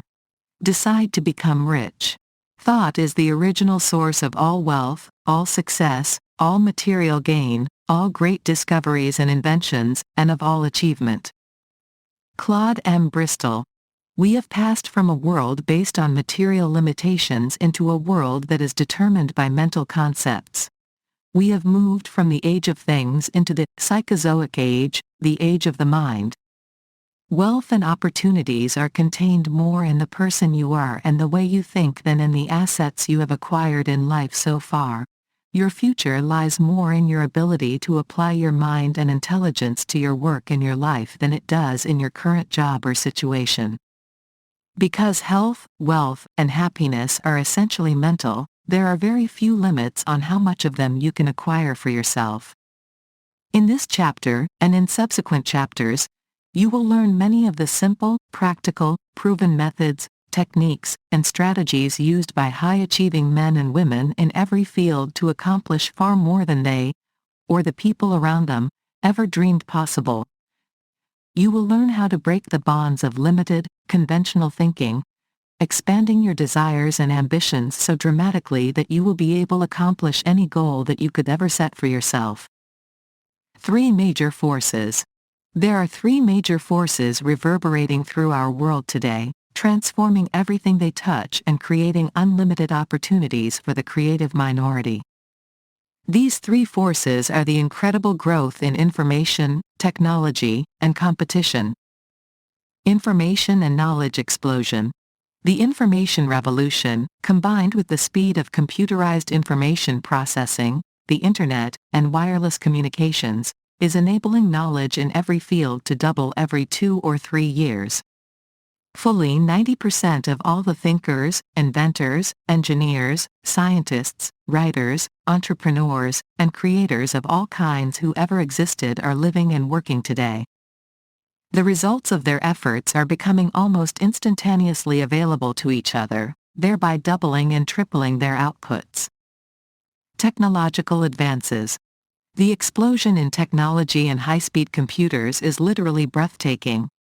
Today, you can email a message around the world to dozens, hundreds, or even thousands of people simultaneously, in a matter of seconds, at a cost of pennies.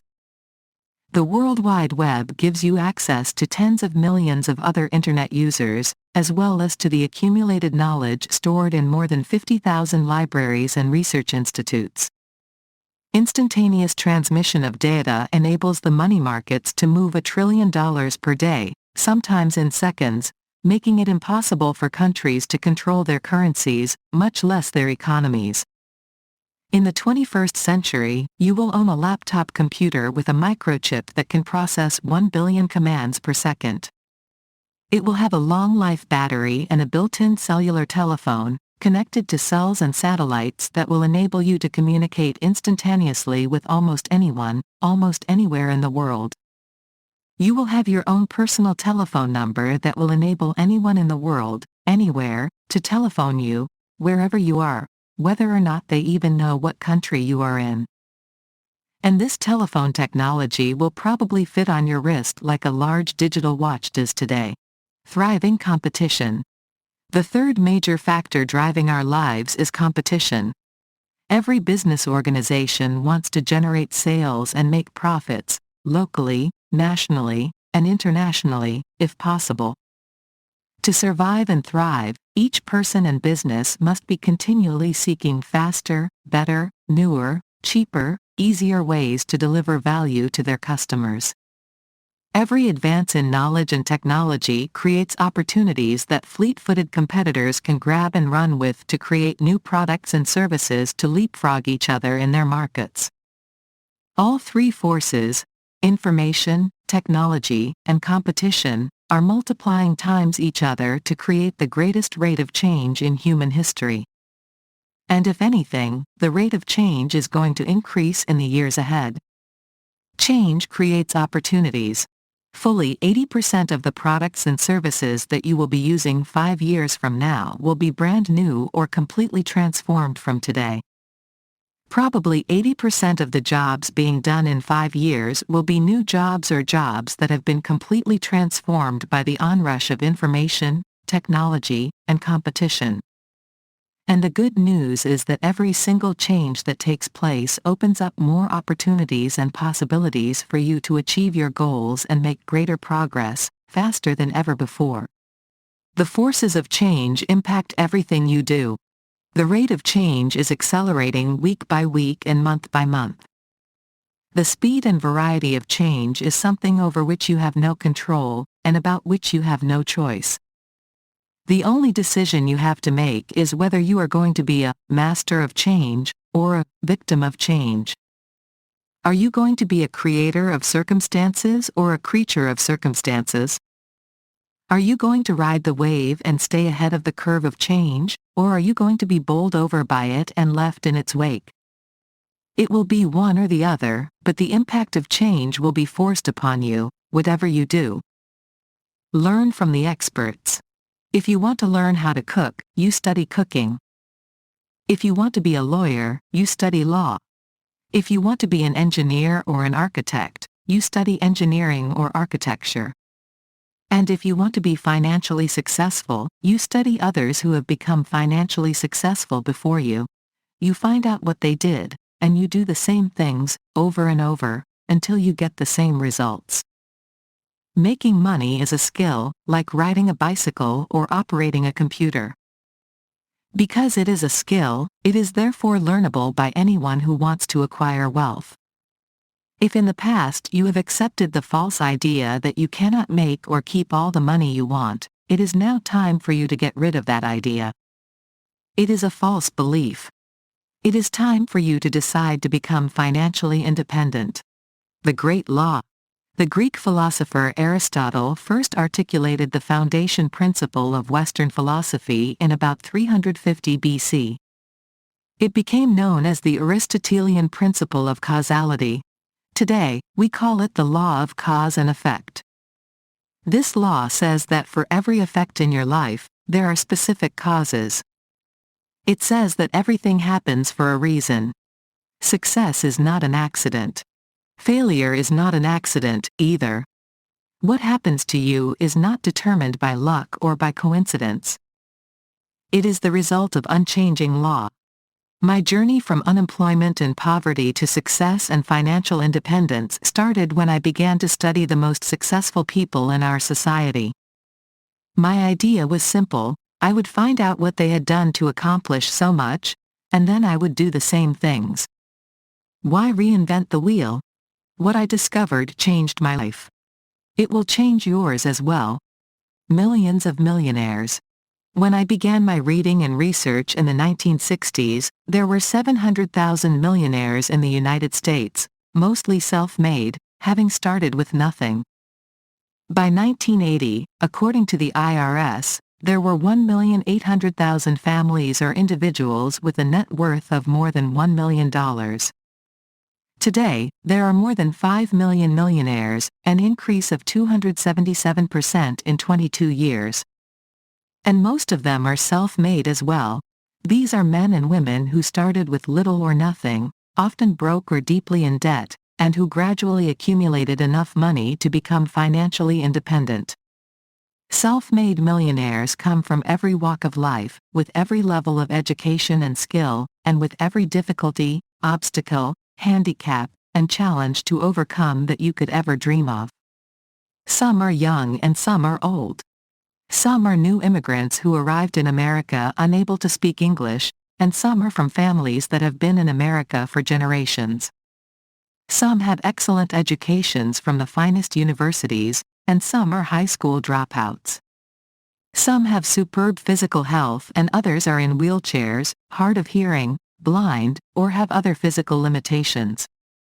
The most important thing to remember is that no matter what difficulties you have, no matter what problems you feel are holding you back, someone else, and probably thousands of other people, have had far greater obstacles to overcome than you could possibly dream of, and they have gone on to become successful nonetheless.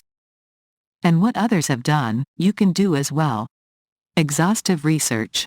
Dr. Thomas Stanley of the University of Georgia spent more than 30 years studying self-made millionaires.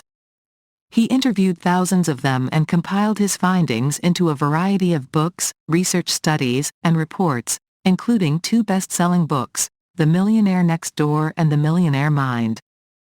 His research shows that every single kind of person, from every walk of life, has been able to start from nothing and pass the magic $1 million mark by doing certain things in certain ways, over and over again. Start where you are. When I began studying self-made millionaires, I was living in a rented apartment with rented furniture. I had a used car that was not paid for and I was deeply in debt. I was between jobs and living off credit cards. The first thing I found was that self-made millionaires did things differently from average people, and I was tired of being average. I therefore decided to stop doing what I was doing, which wasn't working, and to start doing what they were doing.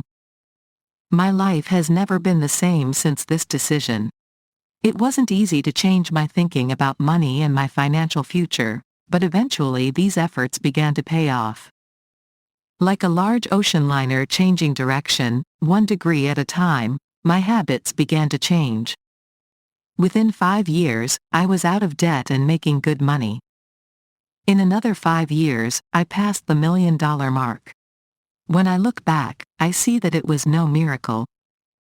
All I really did was to learn what other successful people had done before me and then do the same things until I got the same results. Get rid of the myths. There are a great many myths about self-made millionaires. If you want to become a self-made millionaire yourself, you must dispel these myths from your own mind. Remember, as the humorist Josh Billings once said, it's not what a man knows that hurts him, it's what he knows that isn't true. Many people have fixed ideas or beliefs about themselves and money that are holding them back. These ideas may be completely untrue, but they will cut off your chances of success nonetheless. You must get over them. To achieve something you've never achieved before, you will have to think in ways that you have never thought before. One myth is that you have to have a great education to become rich. Another myth is that you have to start off with a lot of money. Some people are convinced that financial success depends on getting a lucky break of some kind, like picking a hot stock in the stock market. None of these myths are true. In fact, a survey of members of the Forbes 400, the 400 richest men and women in the United States, found that high school dropouts in the group who made it to the list were worth, on average, $300 million more than university graduates on the list. The land of opportunity. The most successful immigrant group per capita in the United States, in terms of starting and building successful businesses, are Russians. Why is this so? It is because the Russians have come from a system where it has been so extraordinarily difficult to succeed that when they arrive in America, believing that America is the land of opportunity, they find that it is much easier to succeed than they have ever experienced. As a result, Russians start business after business and achieve successes that the average American continually claims are no longer possible. Because they absolutely believe that it is possible for them, they make their dreams come true. Their beliefs become their realities. The reality principle. The past president of General Electric Company, Jack Welch, was considered to be one of the best business executives in the world. He said that the most important single quality of leadership is what he calls the reality principle. The reality principle says that you must deal with the world as it is, not as you wish it would be. You must strive to be completely honest with yourself and your situation. you must refuse to engage in self-delusion and the hope that things will work out whether or not you do anything about them. Especially when it comes to building wealth, you must be totally honest with yourself. You cannot afford to play games with your own mind if you truly want to be wealthy. You cannot wish and hope and pray that somehow you are going to win the lottery or strike it rich as a result of luck or some remarkable external circumstance. You create your own luck. Often people ask me about the role of luck in success. They are convinced that luck is a critical factor in achieving anything worthwhile. They feel that some people are just lucky and some are not. They talk about luck as if it were a matter of fate or destiny, largely inexplicable. They insist that a person gets to the top of his field largely as the result of getting lucky breaks, which they, of course, did not get. I have studied the concept of luck for many years. My conclusion is that luck is a word that people use to explain away things that turn out much better than could have been expected. If a person achieves great financial success at a young age, people say he was just lucky. Some people use luck to describe something remarkably good that happens that is out of the ordinary. But it is not luck at all. The fact is that all so-called lucky outcomes are really the result of probabilities. There is no such thing as luck. The law of probabilities says that there is a probability for everything that happens. These probabilities can often be determined with considerable accuracy. The entire insurance and underwriting industry is based on probabilities, which are expressed in actuarial tables. Becoming a millionaire. There is a probability that you will become a millionaire in the course of your working lifetime. Today in America, one family in 20 has a net worth of more than $1 million. This means that your likelihood of acquiring $1 million is 1 in 20, or 5%. However, this also means that your likelihood of not acquiring $1 million, should that be your goal, is 95%. These are not good odds. Your job must be to improve the odds in your favor. Your aim should be to dramatically increase the probabilities of achieving financial independence by doing more and more of those things that will help you to achieve your goal. This principle applies to anything you want to accomplish. The more different things you do that are likely to help you to achieve your goal, the more likely it is you will do the right thing at the right time. If you set clear, written goals, make detailed plans, and continually upgrade your skills to increase your income, you increase the probabilities that you will earn a good living. If you study money and investments, save and put aside 10% to 20% of your income every month, keep tight control over your expenses, and think long-term about your financial life, you will eventually become a millionaire. It is not a matter of luck. It is just a matter of probabilities. Probabilities are everything. Imagine you are an inexperienced dart thrower, slightly inebriated, in a darkened room, standing some distance from the dartboard. Even under these conditions, if you throw enough darts in the direction of the dartboard, you would eventually hit it. And if you continued to throw darts, almost in spite of yourself, you would become more accurate. As a result, by the law of probabilities, you would eventually hit a bull's eye. This metaphor explains why people who start off with high levels of desire and determination ultimately succeed. They just keep trying. And by the law of probabilities, they finally win. It is not luck. They create their own luck by what they do, or what they fail to do. Now, imagine the conditions are different. Imagine that you are a skilled dart thrower, and that you practice every day to get better. In addition, you are fully rested, clear-headed, and completely prepared. The lights in the room are bright and you stand at a reasonable distance from the dartboard. Under these conditions, all of which are under your control, the time it would take you to hit a bull's eye would be greatly reduced. And of course, when you do hit a bull's eye, everyone would tell you how lucky you were. But you made your own luck. Throughout your life, you must be constantly thinking about all the things you can do, in every area, to increase the probabilities that you will be successful in achieving your goals. You should leave nothing to chance. You should refuse to wish or hope, or trust to luck. You must take control of your situation. You are responsible. You are responsible. You will achieve financial success only after you accept that everything that you ever become is completely up to you. You are responsible. No one is going to do it for you. Keep repeating, if it's to be, it's up to me. Fortunately, in America there are more opportunities for wealth creation and personal success than have ever existed previously in all of human history. The United States is the only country on Earth that is commonly referred to overseas as the land of dreams. In 2003, it was rated as the most entrepreneurial country in the world. This means that it is easier to start and build a successful business in the United States than it is anywhere else on Earth. As information and technology continue to expand and multiply times each other, and competition continues to intensify, more and more opportunities are opening up every day for the creative minority who are willing to take advantage of them. Your job is to find these opportunities, and if you don't find them, create them for yourself. The common denominator. One of the discoveries in the research on self-made millionaires is the finding that most of them start off with little or no money.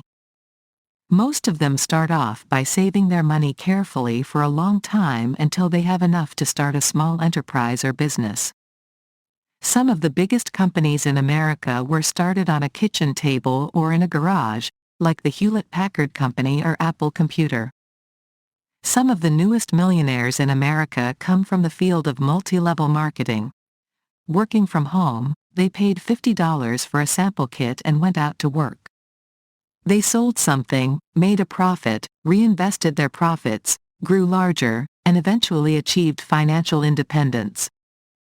In Dr. Thomas Stanley's interviews with self-made millionaires, he discovered their common denominator of success. The most important quality that self-made millionaires used to explain their success was the habit of hard work.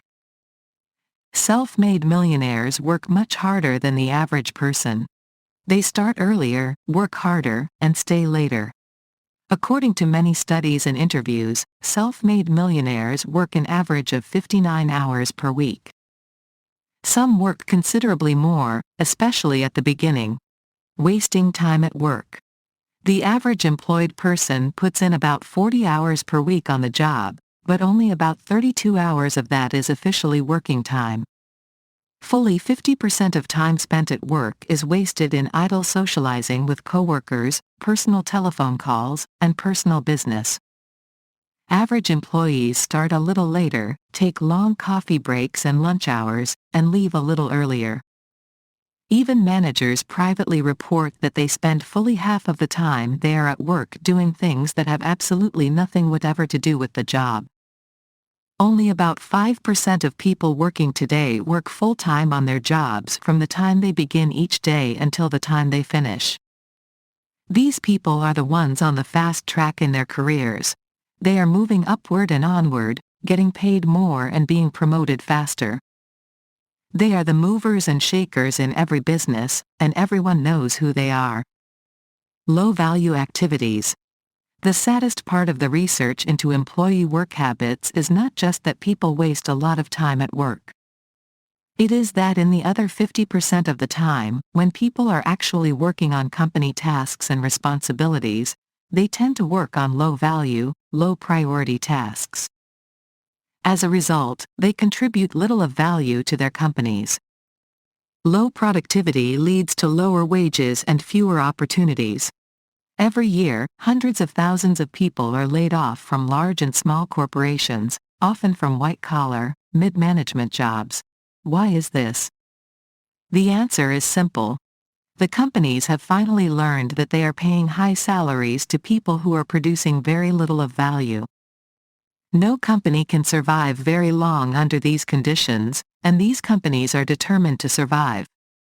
So the redundant staff has to go. You can do it.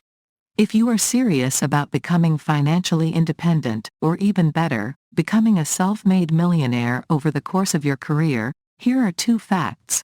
First, it is definitely possible.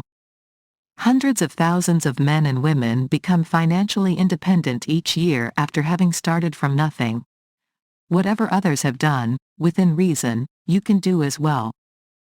The very fact that someone else has achieved a particular financial goal is proof it is possible for you. The only question is, how badly do you want it? Second, the reality principle says that if you want to be successful in any area, you have to find out what other successful people have done to succeed in that area, and then do the same things over and over until you get the same results. As long as you don't try to fool yourself and look for shortcuts, you are virtually assured of eventually achieving, and even exceeding, your goals. The 40-plus formula. Begin today to apply the 40-plus formula to your work and your career. This formula says that you work 40 hours per week in the United States for survival. If you work only 40 hours per week, if you work only the number of hours that are required of you, then all you will ever do is survive. You will tread water financially. You will make enough to pay your bills and perhaps a little more besides, but you will never get ahead and you will never be successful. According to the 40-plus formula, every hour that you put in over 40 hours on your job, or on yourself, is an investment in your future success. You can tell where you are going to be 5 years from now by simply looking at how many hours per week you put in on your job. Every hour over 40 that you invest in getting more results for your employer and your customers adds up and contributes to your long-term success. Give yourself an edge. If you work 45 to 50 hours per week, you give yourself an edge over your coworkers. If you work 55 to 60 hours per week, your long-term success is virtually guaranteed. You put yourself on the side of the angels. Many self-made millionaires work 70 to 80 hours per week to get established in their careers. There are no shortcuts to lasting success. I have studied successful men and women in America for more than 25 years. I have never found a single successful person who got there working only 40 hours, or 5 days per week. The idea of the 5-day week, which was promoted by the labor unions as a great advance in the life of the working person, has been the cause of more financial underachievement and failure than perhaps any other single myth. The fact is that, especially at the beginning of their careers, all really successful people work much harder than the average person. They work 10 to 12 hours per day, 6 days per week. They work at this rate for many months and years, before they reach the point where they can slow down. The average self-made millionaire has taken 22 years to get from being broke to having a net worth of more than $1 million. It is not easy and it is not quick. But it is definitely possible if you want it badly enough. Work all the time you work. A key part of success at work is to use your time well, to focus on results, and avoid the time-wasting social activities of the poor performers. In correlation with this is the need for you to work all the time you work. This is a remarkable idea for many people. Often employees think about work as if it was an extension of school. When they were growing up, they came to think of school as a place where you go to socialize. You take the required courses, but the most important part is spending time with your friends between classes. School becomes a form of play. Many people think, when they take their first job, that work is also a place where you go to spend time with your friends. This is why fully half of the working day is spent socializing, and in idle conversation on the telephone with friends and family. Work is seen as a giant sandbox where you continue to play as you did in school. You do a little work when the boss is watching, get a paycheck, and then go home. But this is not for you. If you are determined to succeed greatly and be paid the very most, you must work all the time you work. When you go to work, you must put your head down and work wholeheartedly. Socializing with co-workers. Many people believe the myth that you have to spend a lot of time getting along with your coworkers. They say, work is supposed to be fun. And this is true up to a point. Of course, it is important for you to be a positive and agreeable person to work with. But you can accomplish this in a few minutes of pleasant interaction each day. You don't have to spend endless hours chatting about sports, television shows, and family activities.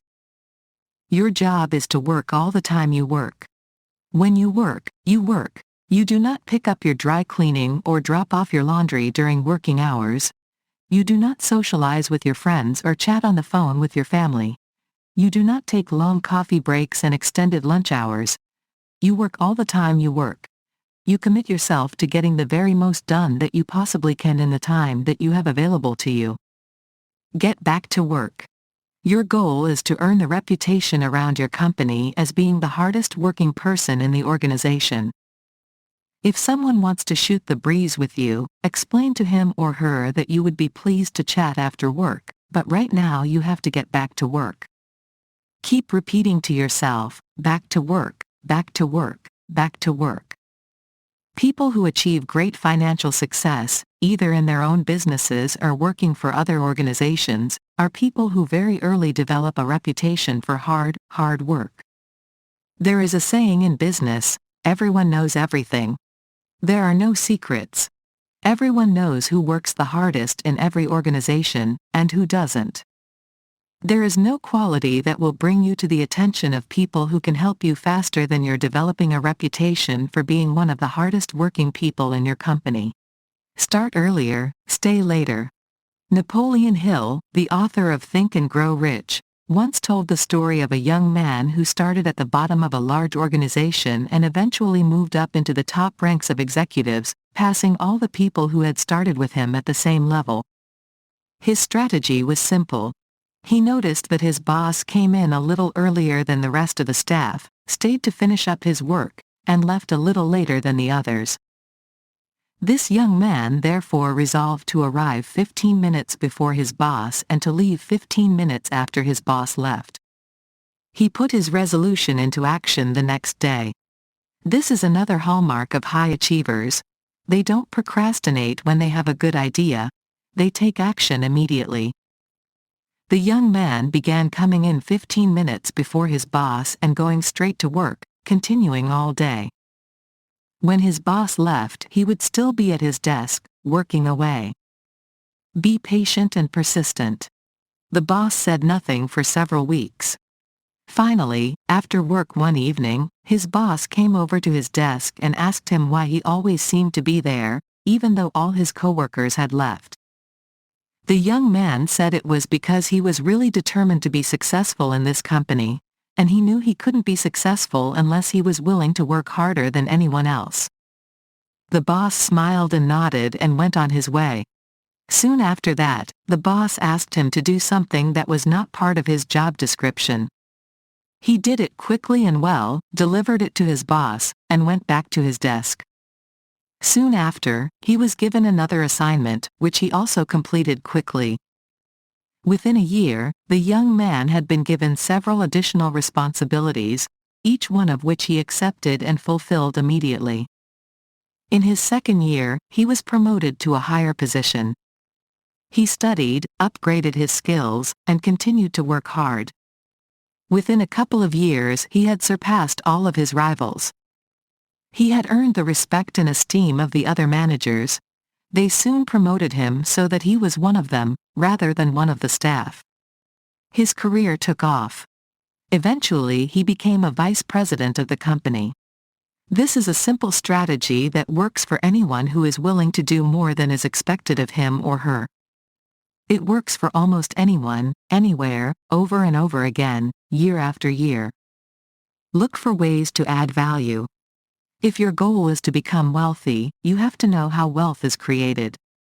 The answer is contained in 2 words: add value. All wealth comes from adding value in some way. All wealth comes from serving and satisfying your customers better than they could be served and satisfied by someone else. Wealth is the result of adding value to them in a way that no one else can match. In your job, you should be looking for ways every day and every week to add value and to become more valuable than you were before. Throughout your career, your main focus must be to constantly seek out ways that you can add value to your boss, to your coworkers, to your customers, to your suppliers, and to everyone else and anyone upon whom you rely for your success. This should become your motto: add value, add value, add value. The new paradigm of work. One of the major revolutions in thought that has taken place in the world of work in the past few years is the idea that you must justify your position anew every day. It used to be that a person would work hard for a few years until he had achieved a certain level in his job. He could then coast along at that level for many years, if not for the rest of his career. His attitude was, "Well, I've paid my dues. I earned my position. I did a great job. Now I am entitled to this job indefinitely." But this is no longer good enough. Today, everybody wants to know, what have you accomplished lately? In the fast-moving, highly competitive business world of today, your boss wants to know what you have done to add value recently. You have already been paid for what you did last year, last month, and even last week. Now you must earn and justify your paycheck anew. There is a race on and you are in it, whether you know it or not. 2 sources of value. There are 2 major sources of value in the world of work today. The first is time and the second is knowledge. Today, time is the currency of modern business. Everyone must be focused on reducing the amount of time that it takes to get the same results. Customers will pay dearly for anyone who can reduce the time needed to get them the products and services they want. People will pay more for someone who can satisfy their needs faster than someone else. This is why most of the major improvements in modern management are those that reduce the amount of time that it takes to get the job done.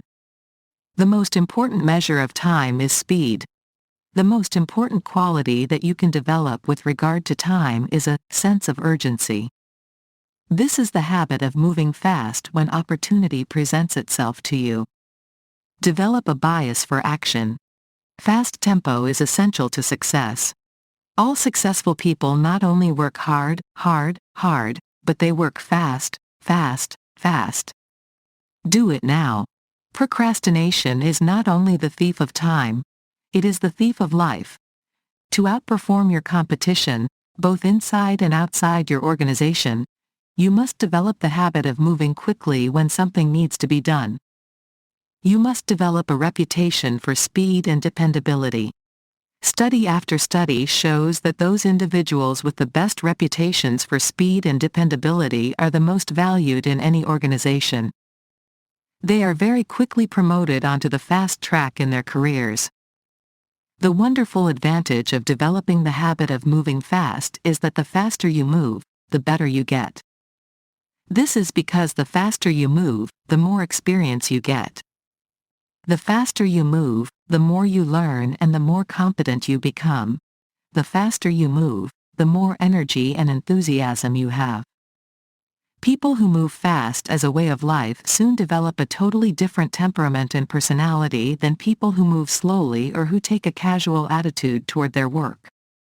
Work in real time. Whenever possible, do your work in real time, as soon as it comes up.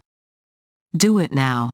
It is amazing how much time you can waste by picking up a task, looking at it or starting it, and then putting it down and coming back to it again and again. As a general rule, small tasks should be done immediately, as soon as they appear.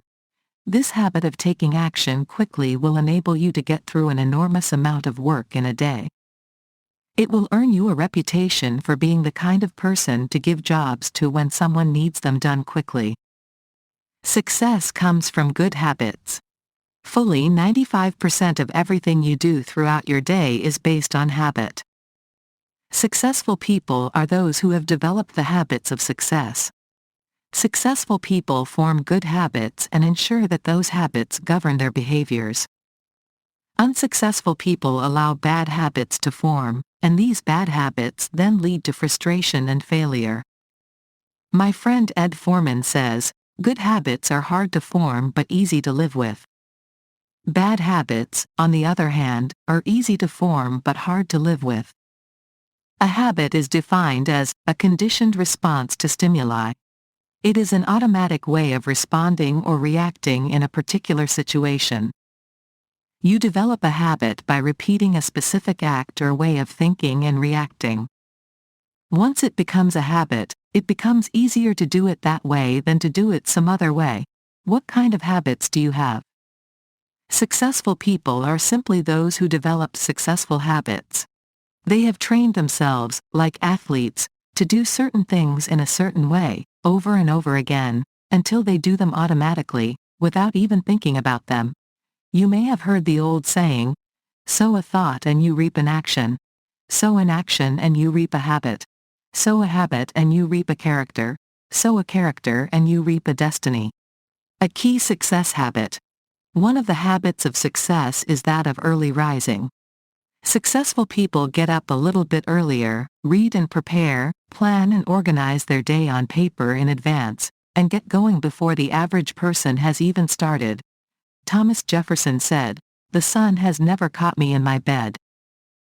A woman in one of my seminars some years ago told me that she discovered the magic of early rising. She had found that by going to bed early she could get up at 4 o'clock in the morning. She could then do the equivalent of a full day's work by 7 or 8 o'clock, before the average person even got started. In no time at all, she was producing and earning double the amount of her coworkers. She was continually promoted and paid more money because she was getting far more done than anyone else. Successful people make a habit of getting up early, usually by 6 o'clock or 6:30 in the morning, sometimes earlier, and then getting going immediately.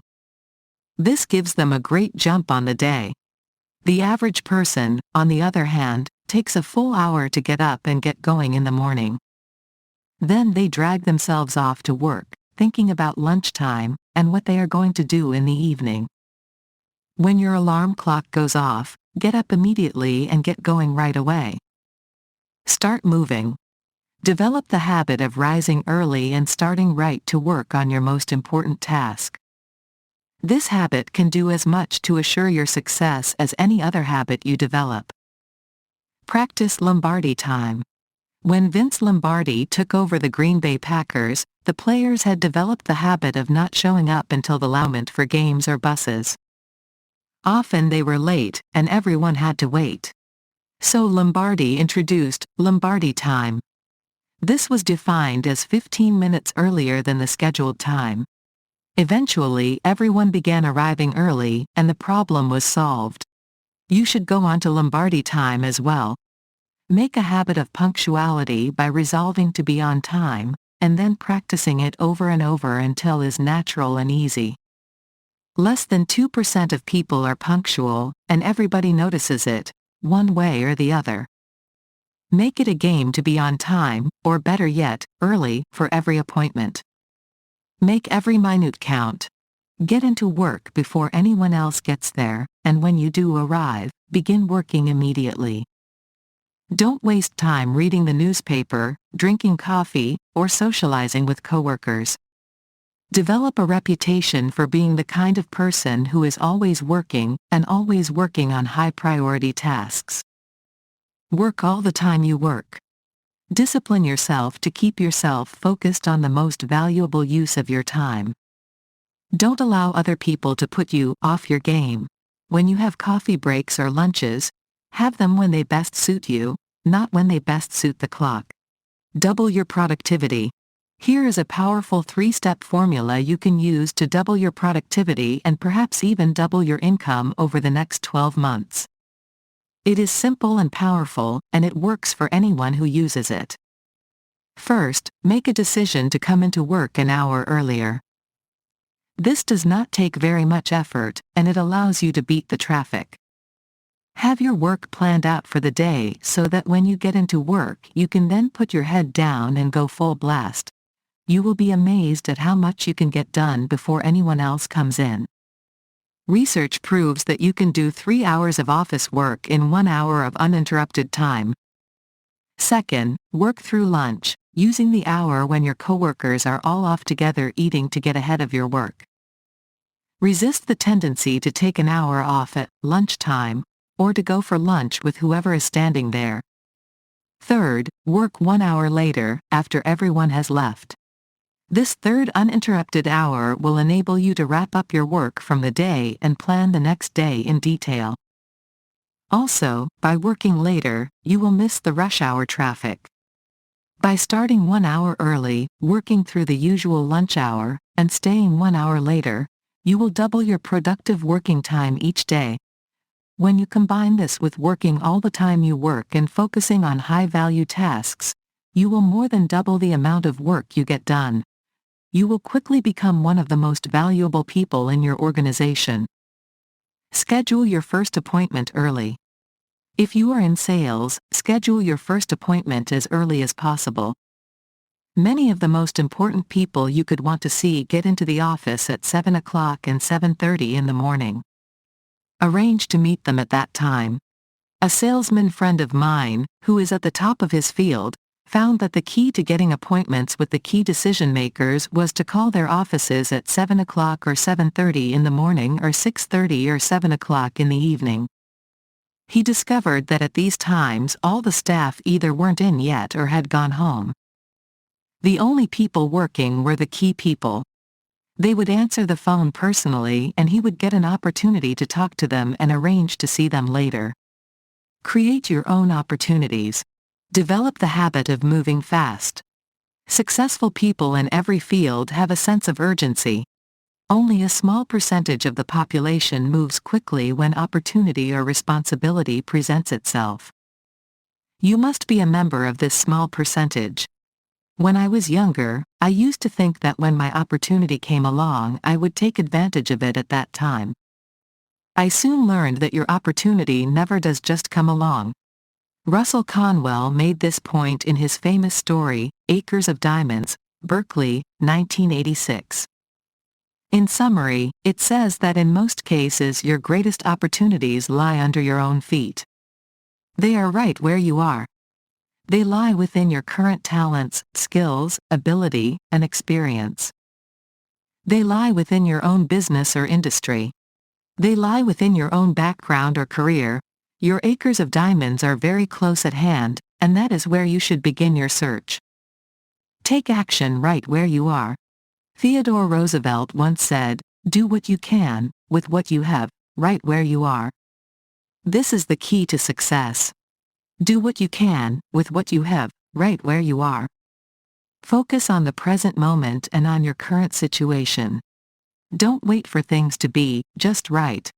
It is you who will make things just right. By throwing your whole heart into what you are doing every minute, you will open up doors of opportunity that are not now visible to you. Look around you at this very moment and ask yourself, what could I do to add value to the most important people in my work life? What could you do to make things faster, easier, or better for the people who are depending on you? Be proactive rather than reactive. Be the kind of person who reaches out and grabs opportunities, and if you don't have any opportunities, create them personally through your own efforts. Make yourself indispensable. A secretary in Boca Raton, Florida, told me an interesting story at one of my seminars. She had listened to one of my audio programs on personal achievement. As a result, she had set a goal to increase her income by 50% over the coming year from her current income of $1,500 per month. She told me that she didn't really think it was possible to earn that much more because she was part of a large secretarial pool where salaries were fixed. Everyone made almost exactly the same. Nonetheless, she decided to look for ways to add value to her boss.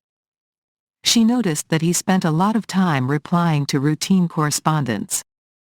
One day, she took all of his regular mail and wrote replies to them. She then took the finished letters to him to edit and sign. He was delighted with her work and encouraged her to do more of it.